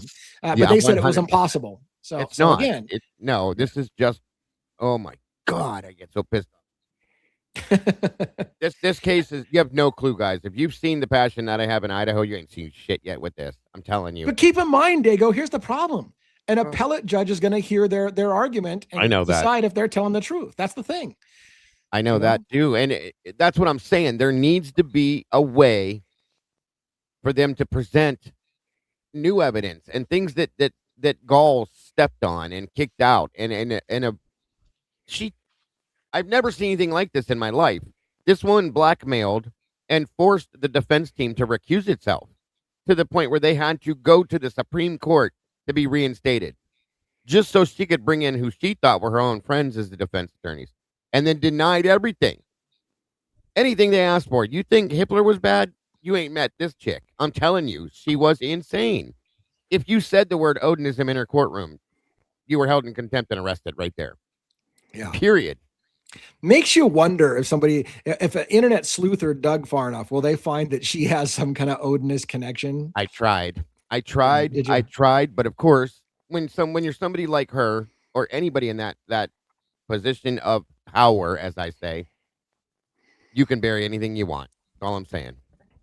I mean, if you think about it, the legal system has always been an extension of the power structure. Yeah. Right. It's it's almost like it's more common for the system by far to work for the powerful and to not work for citizens like it's supposed to enforce laws and uphold the Constitution. But if you talk to somebody who's never read about secret societies, power structure, corruption, and things like that, they would think you're crazy to suggest that these things are based on corruption and connections to bigger things. But that is, if you just look at history, the way everything has always been structured, not just in America, in the world, is anything connected to the power structure, the federal government, central banks, all that stuff doesn't really work for citizens. It works to protect the powerful. So to me, you hear about corruption, it's like, yeah, of course. Like, these people get put into their positions because of the connections they have. I mean, that's just the way things go. I was trying Right. to find I was Right. trying to find the my file that has all the crime scene photos. I remember hearing this, by the way, and this is I don't want to switch us off of Delphi right away, but I didn't want to also let this take forever to go by and have them not acknowledge it. So I've heard about the photo you're talking about, 1047. I haven't looked at it. I heard of a YouTuber, I can't remember if it was Lana or Phoenix, that talked at length about it. Off its surface, reading it without seeing it, I'm bothered by it, but I will If try to one look of into you- it. I just got to find the photo. So If one of the mods on my side as well can pull that photograph, please do. It's number 1047. If you guys have Have the you- ability, have you looked at it? I don't remember. Yeah, which I mean, one I it looked is. at all the photos, but I didn't So look did at it I. after somebody said that. And here's the No. problem I have. On first blush, I'm going to put myself out there to make a mistake, right? Saying that you see the imprint of a lacrosse glove, I'm like, really? I like you can make out so much that it's a lacrosse glove specifically. So that usually indicates somebody's got a theory, and then they show here's what supports my theory, as opposed to it's obvious by looking at it. But I'm saying that without having looked at the photo, which is I was going to not do, but I just did. So what are you going to do about it? Now Yeah, we I got to find the photo so we can talk about it. I got hopefully somebody can find it. And I'm yeah, trying to find. I just don't remember what the name of the file is. I've got the file somewhere, but it takes a minute to get to mine. That's why I didn't get a chance to start looking. And yes, Meg, I agree. Don't forget, Gall's lawyer friends said that Richard Allen's defense team was right after they got let go, and then Richard Allen's old defense team was reappointed. See what I mean? That's what I was saying. William Labrado. This is the attorney that took over for them, that came forward, gave the interview, scared to death. Okay, and then later on after this, got the shit kicked out of him, conveniently, retracted certain things, and that was that. I mean, and the man said, he said, I don't typically think that when I defend somebody that they're innocent. I absolutely 100% feel that Richard Allen, Jesus, is 100% innocent of this crime. Yeah, without a doubt. So again, I did. we're talking Delphi, but what I heard, Tomboy, and this is told to me. What I heard was with a squirrel in his hand, and they kind of laughed about it and shook their head like, I can't believe it. What I didn't hear clearly is the context for it. So this is one of those isolated audio things. Like I tried to hear what they were talking about. I couldn't hear it. Everybody keeps telling me full sentences of who they're talking about. I can't hear that. And so I can't, what I can say is I know what you're talking about. I too peeked up at the sound of a dead squirrel in his hand, but I don't know who they were talking about because I couldn't make it out on the audio. Well, let's just extrapolate on that for a second. What is a squirrel? What class of animal is a squirrel? A rodent. Is it a rodent? Okay. Yeah. And what other animals are in that category? Rat. Rats and mice and a rat. And Bingo. what A dirty if, rat. Bingo. Let's just hypothesize if that was Bitch. true. That was a way to signify something. Good one, JJ. Good CIA. one, brother. With a rat. But to play devil's advocate, has a squirrel ever been used as a euphemism for a dirty rat? Maybe they couldn't find a rat. They're too sneaky. Squirrel tastes like chicken, I hear. So Look, I mean, It does. that's It a does. reach, obviously, but I'm just saying, if something crazy like that were to be true, then that didn't happen by accident. A rodent didn't end up in a dead person's hands. well, no, so that's that, but JJ, but that's the problem. It sounded to me like they were talking about a guy walking around the neighborhood that they had stopped who was carrying a dead squirrel. So how that came to Ethan was laying in his bed with the dead squirrel in his hand, I don't think that's what they were talking about. It sounded like they were talking about him carrying a dead squirrel around in the neighborhood when that was the best they could come up with, is they were talking about somebody they stopped or somebody walking around and like, did you see he had a dead squirrel in his hand? Now, again, I don't know. If somebody heard definitively that it was Ethan that had the dead squirrel, that would be a fucking $1 million what the fuck question. But was it him or was it somebody walking around the neighborhood with a dead squirrel in their hand? I don't know. Thank you, Moto, for the super chat. It says, has anybody in the panel ever suspected the older sister? Talking about Olivia Stevenson, that older sister? No. In the Delphi case or the Idaho case? Yeah. The Delphi case. Yeah. The older sister that dropped the girls off. Yeah. Yeah. I've heard people accuse because there was some hair found in her hand that would belong to her. And people said, how did that happen? Photograph 1047's backstage, by the way. I see that. So the question is, do we need to caveat this with it's a crime scene photo? I don't know how. I mean, we've done it before on live. Throw a trigger warning up, mods, please, if you can, in all chats, because there's a lot of blood in this. So Steve, so let's stop for a second. Steven is the same one who asked, didn't Richard Allen have child kitty porn or whatever? And now you're saying he's a registered sex offender in California. So is this true that Richard Allen is a registered sex offender in California? Not that it's never been presented to any of the documents in the trial, in any hearings anywhere, and I would imagine that they would throw that out there if they did. That's exactly where I was going with it. If it was that easy to find that Richard Allen was a registered sex offender in California, why wouldn't that have been all over the news as part of the convict him? That's why I have a hard time with that one. But it's Logan, did you ever hear that? Ever? What? Did you ever hear anything about that? None of us ever saw that. Richard Allen was a registered sex offender in California?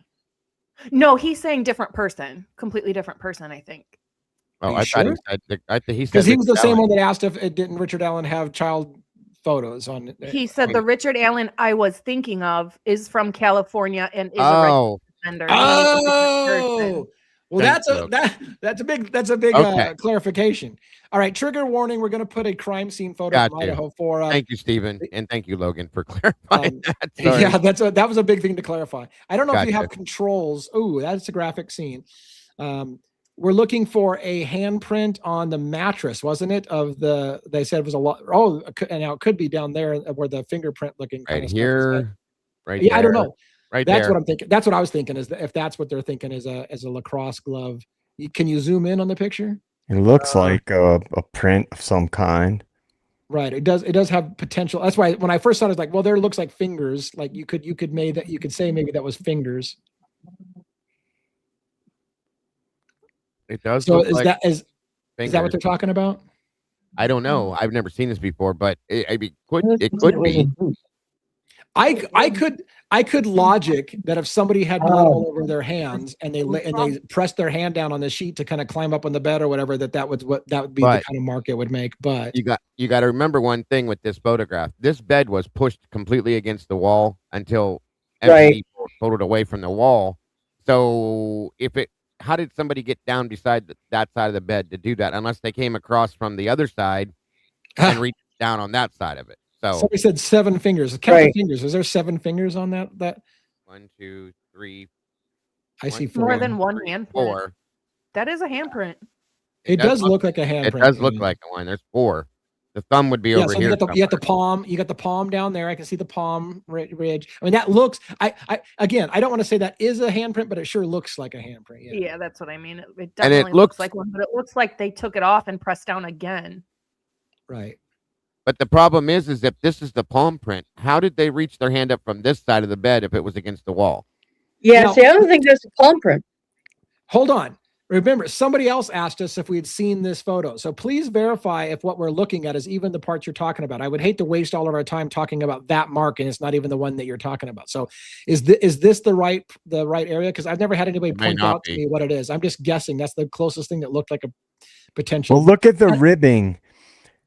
When you look at it, it's all right. So the two sections of that might be considered a handprint. Look at the ribbing from left to right that goes. I'll up do and it, Moto. down. You know, you're talking about here.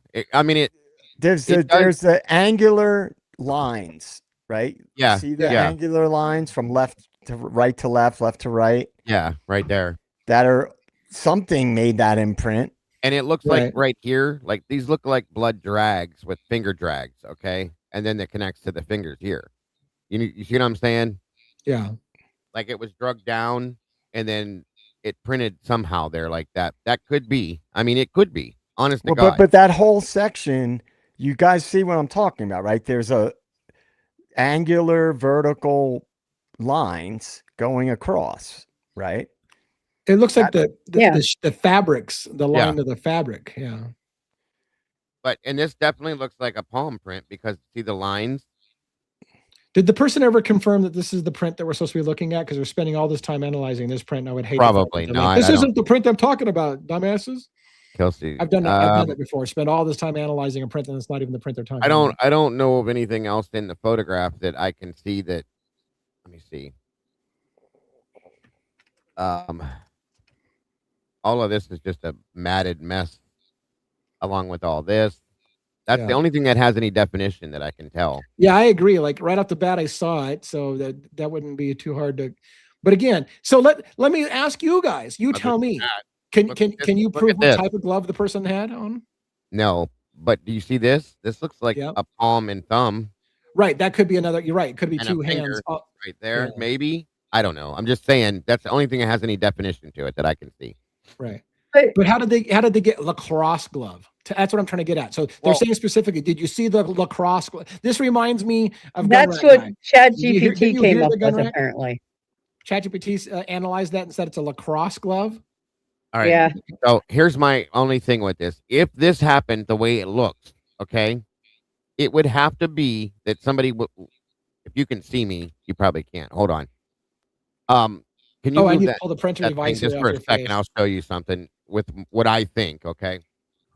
It looks to me if that's what that is, that somebody was under the bed and reached up and like this from that side of the bed and put their hand on it this way. That's the only way it would make that print, I would think. Excuse me, because the bed was against the wall. Yeah. So see, go ahead, Robin. No, I don't know what that is, but you're right, because that's the only way you're going to get a palm print from that direction. That angle, right? Because the bed was against the wall. It doesn't. Let's see if we all agree. Let's see if we all agree on this. Is that the right hand print or the left hand print? That would be the right hand, in my opinion. Well, wait a minute. Yeah, the right hand. I would say the right hand. Yeah, because these are the drags, but the fingers look like they're broken. So follow my logic though. If that's the right hand, then that other palm print can't be the left unless you're doing a crossover with your hands, some weird ass shit. But if it was this hand, your left hand, well, I guess it could be, but you would still have to be under the bed, reaching up, doing this from under the bed. Either way. Do we know for sure that that's the spot they were referring to? Yeah, they confirmed it. That was this is the right spot. One. Yeah. I think it looks more like a shoe or a boot print. I don't think that looks like a hand. See, and this is, and I want to use this this is not to shame anybody, but I'll use this about what I'm careful about. Somebody will say something like, I believe that's a lacrosse glove handprint. And then it'll get into the ether as that's fact now. Did you see the lacrosse handprint? And it suddenly goes from somebody's opinion about what it might be to now it's a fact. And have you seen the fact that there's a lacrosse handprint on the, like, you can't make that jump. We don't know what that is. We make sure we clarify too, folks. When we look at these things, this is purely speculated and absolutely alleged based on people's opinions on things, obviously. So, there's nothing anywhere that proves what this is. It's just something somebody sees, just like with the nightstand that had the people see, thought look, there was writing in the nightstand on the blood, and it was absolutely it was swabbing. They're saying, but we don't know. We don't know. and there's people in the chat that seem to be saying that they think it's a shoe print. So you can't.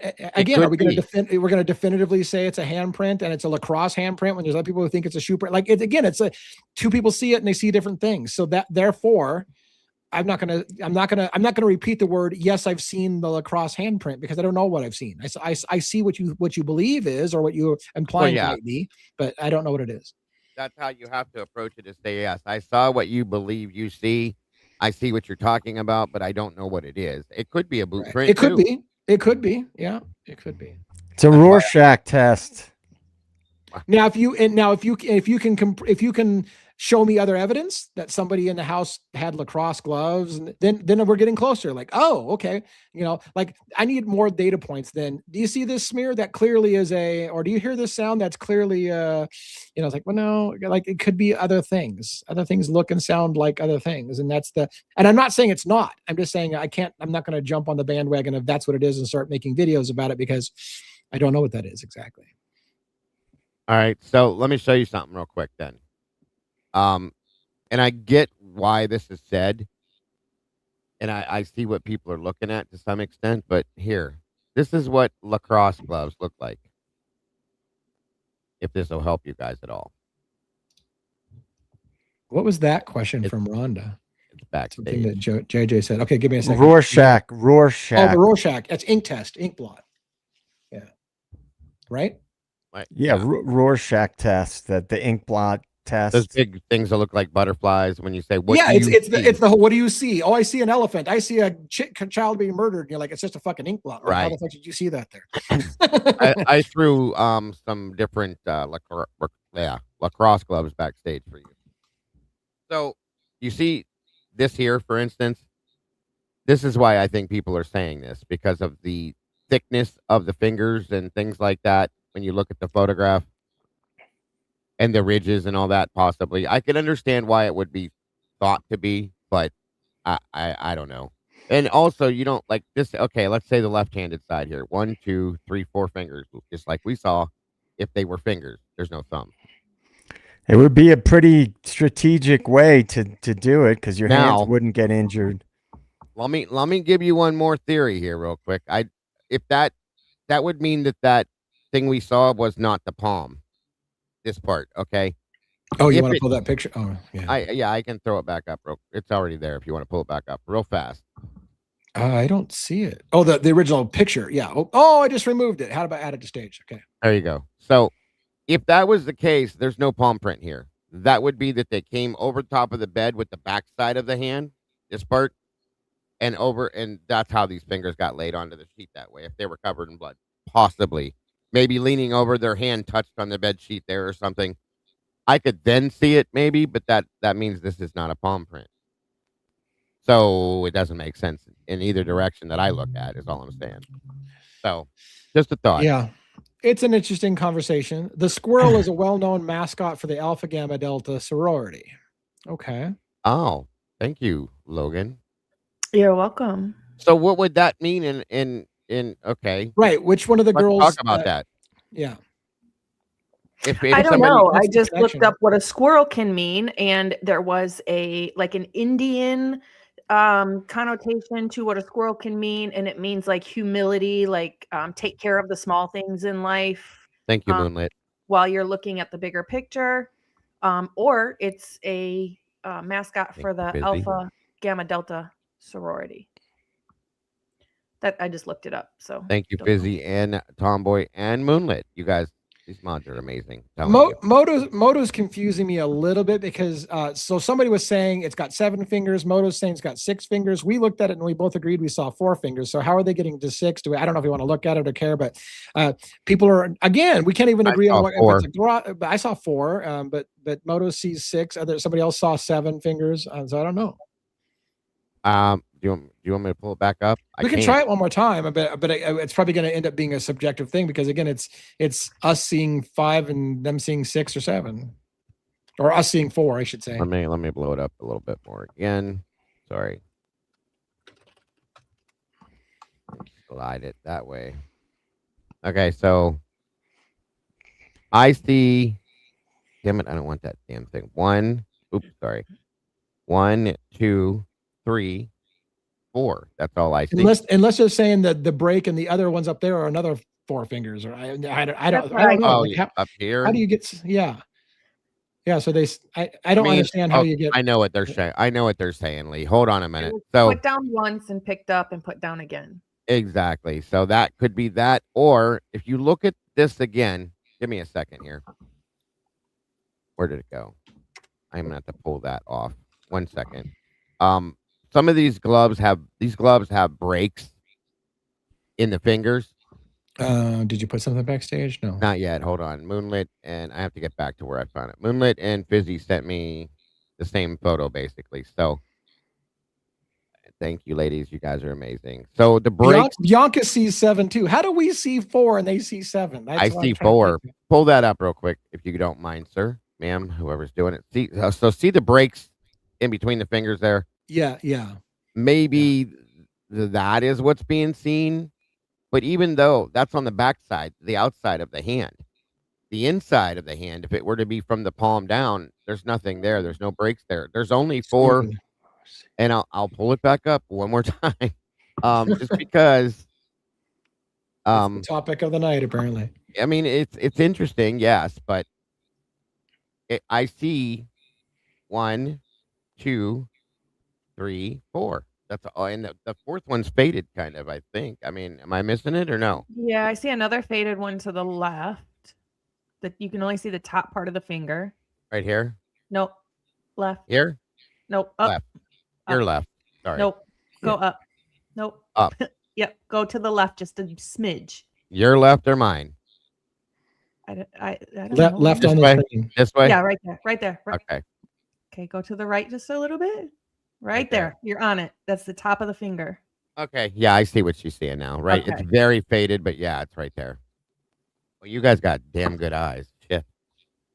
You know what? If that's the point, then there's something else right here too that could be like the top of the finger. Maybe that's where they're getting 7, but you're a Yeah, better man than I if you see. That's what I'm saying. It fingers. doesn't look like just one handprint. It looks like it was bloody and put down and then picked up and then put down again. And so you got fainter and fainter as the blood comes off. Okay.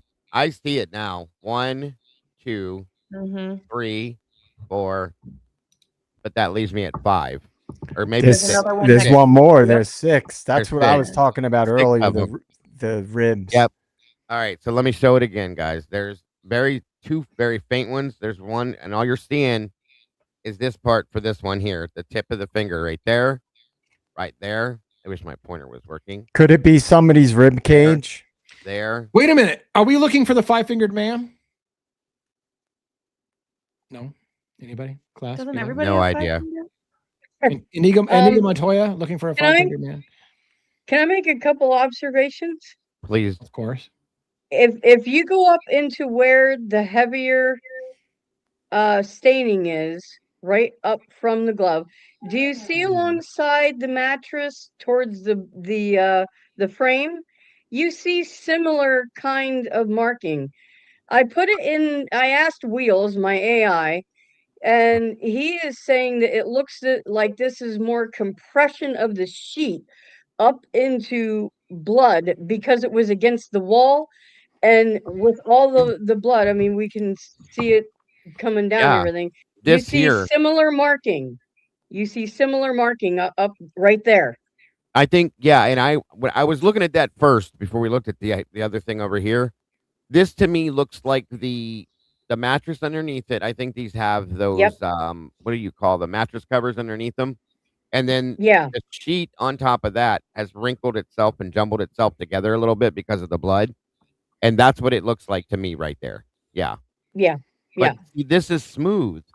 So Well, somebody's I don't rib know. cage could make that kind of imprint. And if somebody was wedged up against the But- wall trying to get away from somebody, their rib cage could have made a partial But this- imprint. You Maybe. have to remember this bed was completely flush against the wall. flat. Yeah. So even a rib cage is going to have a hard time, especially if we're saying Ethan, how big he is. Can you imagine trying to get his rib cage right on that section of the mattress? Yeah, and I think his head was more up Up and this towards the top of the bed. right there, Yeah. I would say. So Yeah. his ribs being down here would be kind of a stretch, I think. Unless Yeah.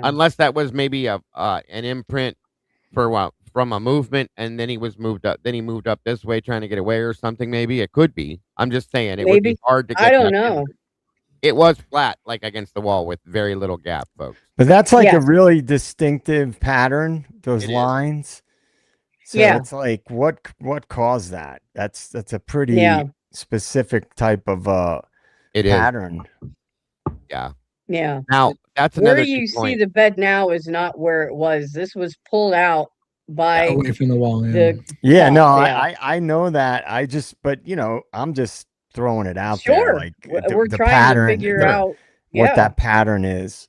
What else could could it be. be, you Yeah. guys? What else could that be other than fingerprints or rib cage or anything? I mean, think about it and look at it. What else could it be? We don't know. I mean, it could be just a finger drag that somehow or another their hand was there and then they drug their fingers up that direction. Or, I mean, I don't even, that could have been Ethan, unfortunately, here trying to get like grab a hold of something or something in his hands. I don't know, but it does resemble a couple different things, truly and honestly. I don't know. It's very weird. It's interesting at the Yeah. very least. We'll classify it as weird. 100%, because it is truly and honestly that. I appreciate right, your well- guys' interaction very much. Yeah, appreciate it very much. It's a lively discussion. I think we're getting close to the wrap up time. We went long on Delphi, and then we went long on Idaho, and now it's like, holy shit, we're out of time. Did you come with any crime updates for anything, or did you? I have just some short ones. Sure, go ahead. So today, actually, Jarvis Butts, if you guys remember who that is, reports confirm Jarvis Butts has been found dead in prison shortly after his sentencing. He had just been sentenced to 35 to 60 years after pleading guilty to the murder of 13-year-old Naziah Harris, multiple sexual assault charges involving minors. This case has shocked many because prosecutors described him as a serial predator. Evidence showed grooming behavior spanning years. His death raises major unanswered questions because they still have never found her body. Oh, wow. I had the Rex Heuermann, so we'll skip that one. Or Although his Heuermann. court date is set, or whatever it is. Rex, the serial killer. His court date is set for April 8th, 2026. Which sounds like it's not going to happen. And then, yeah, I have this could completely change the case and a trial may never happen. There is the Lovers Lane murders. It's a cold case breakthrough. Arrests made after 36 years. The suspect is 64-year-old Floyd William Parrott. The victims were Cheryl Henry and Andy Atkinson, found murdered in 1990 inside a car. I believe this was in Green Bay, Wisconsin. What was the name again? Atkinson? One of the victims was Andy Atkinson. The other one was Cheryl Henry, and the arrest was Floyd William Parrott. I remember. Okay. Janie Pendleton murder, which is extremely brutal. She was stabbed 107 times. Initially, it was believed to be 20 times, and then they found 107. She was found many days after her death. Number. Yeah. Jesus. Investigators are searching for a man that is known to her, and there is no formal suspect named yet. Wow. How do you get a miscount from 20 something to 107 or something like that? I don't know. Exactly. Yeah, all right. Maybe some that looked like one, but were double, kind of, real close to each other in the same spot. Who knows? Same way they did the miscount in the Jack Showalter blood spot they found in his apartment. Sorry, Logan, yeah. go ahead. Yeah. Savannah Guthrie has now returned to work. Mm-hmm. She has. And I have Dr. Henry Lee, a major figure in true crime, has died. He is a legendary forensic scientist tied to cases like the O.J. Simpson trial. He died today at the age of 87. And in the Tyler Robinson case, a judge has denied a bond reduction for the man charged with shooting conservative activist Charlie Kirk in Utah. Wow. So yeah, okay. I mean, that's not unexpected for me, No. but They're not going to let him out. Those are No. your dirty case updates for the day. perfect. Riding dirty. Give me riding dirty. Give me riding dirty. Thank you, Bianca, for the gifted. That's so sweet. There's been a few big Wonderful. sort of not bombshells, but sort of like bombshells in the Turning Point Erica Kirk saga that have dropped in the last few days. I don't know if you guys have heard anything about that. I Is haven't. she no. pregnant or no? Baron Coleman, who's one of the people he's an attorney, he's one of the people that have been following it, did a really I only saw clips of it through Candace, but he basically there was that whole narrative about when they found out, like the one guy, Andrew Colvett, Right. and Erica found out that Charlie was dead. Right. So there was this narrative about when did they actually know? Because apparently the flights, like there was a flight from Santa Barbara to Arizona, what's the that nice part of Arizona by Phoenix? I can't remember. And where that would have been where Colvett was coming from, right? From Santa Barbara.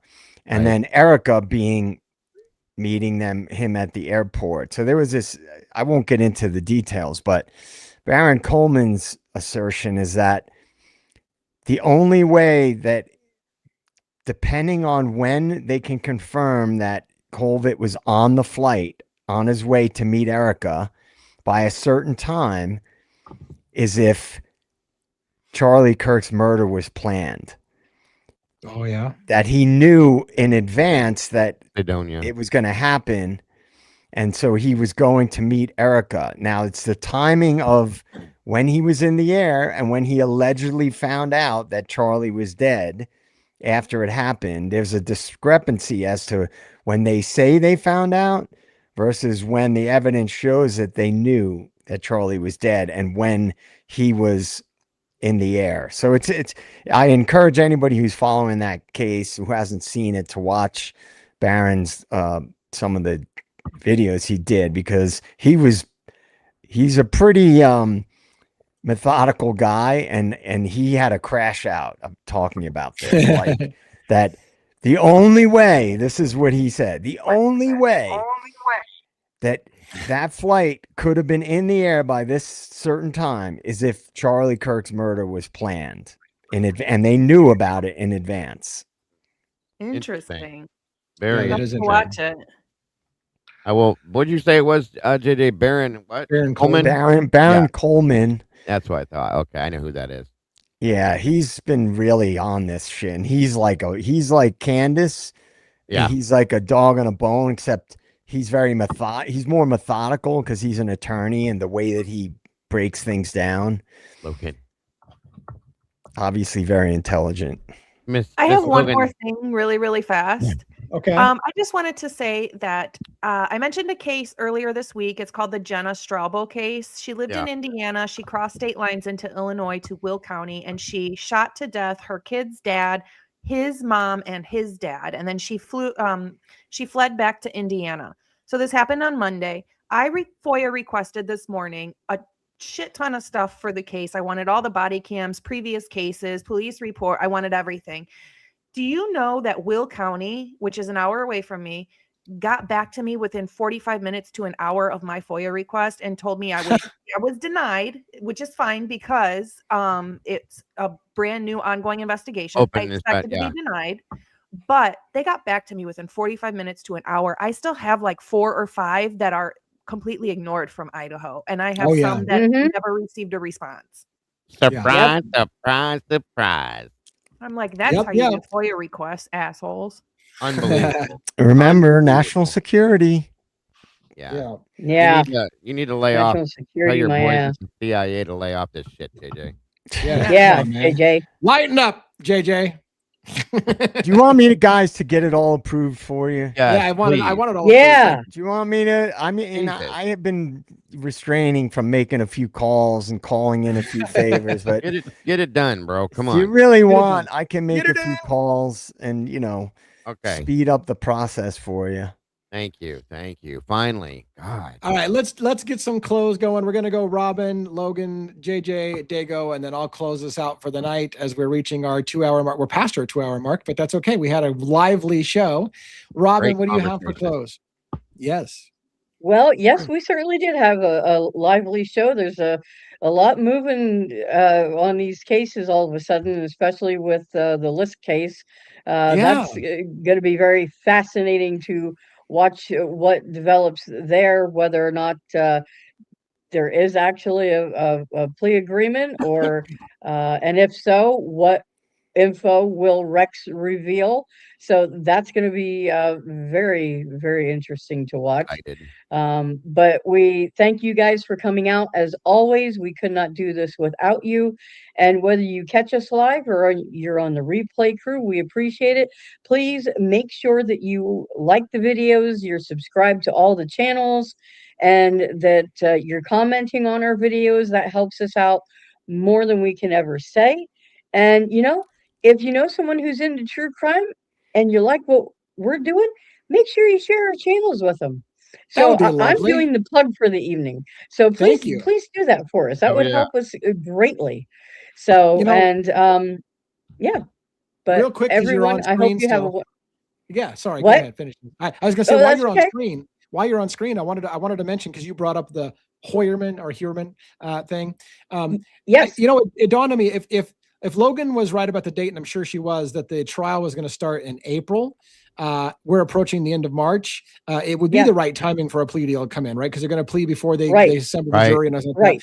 that. In addition, it makes you wonder, and I don't want to get into a long discussion about it tonight. Let's save it for another night, maybe tomorrow night.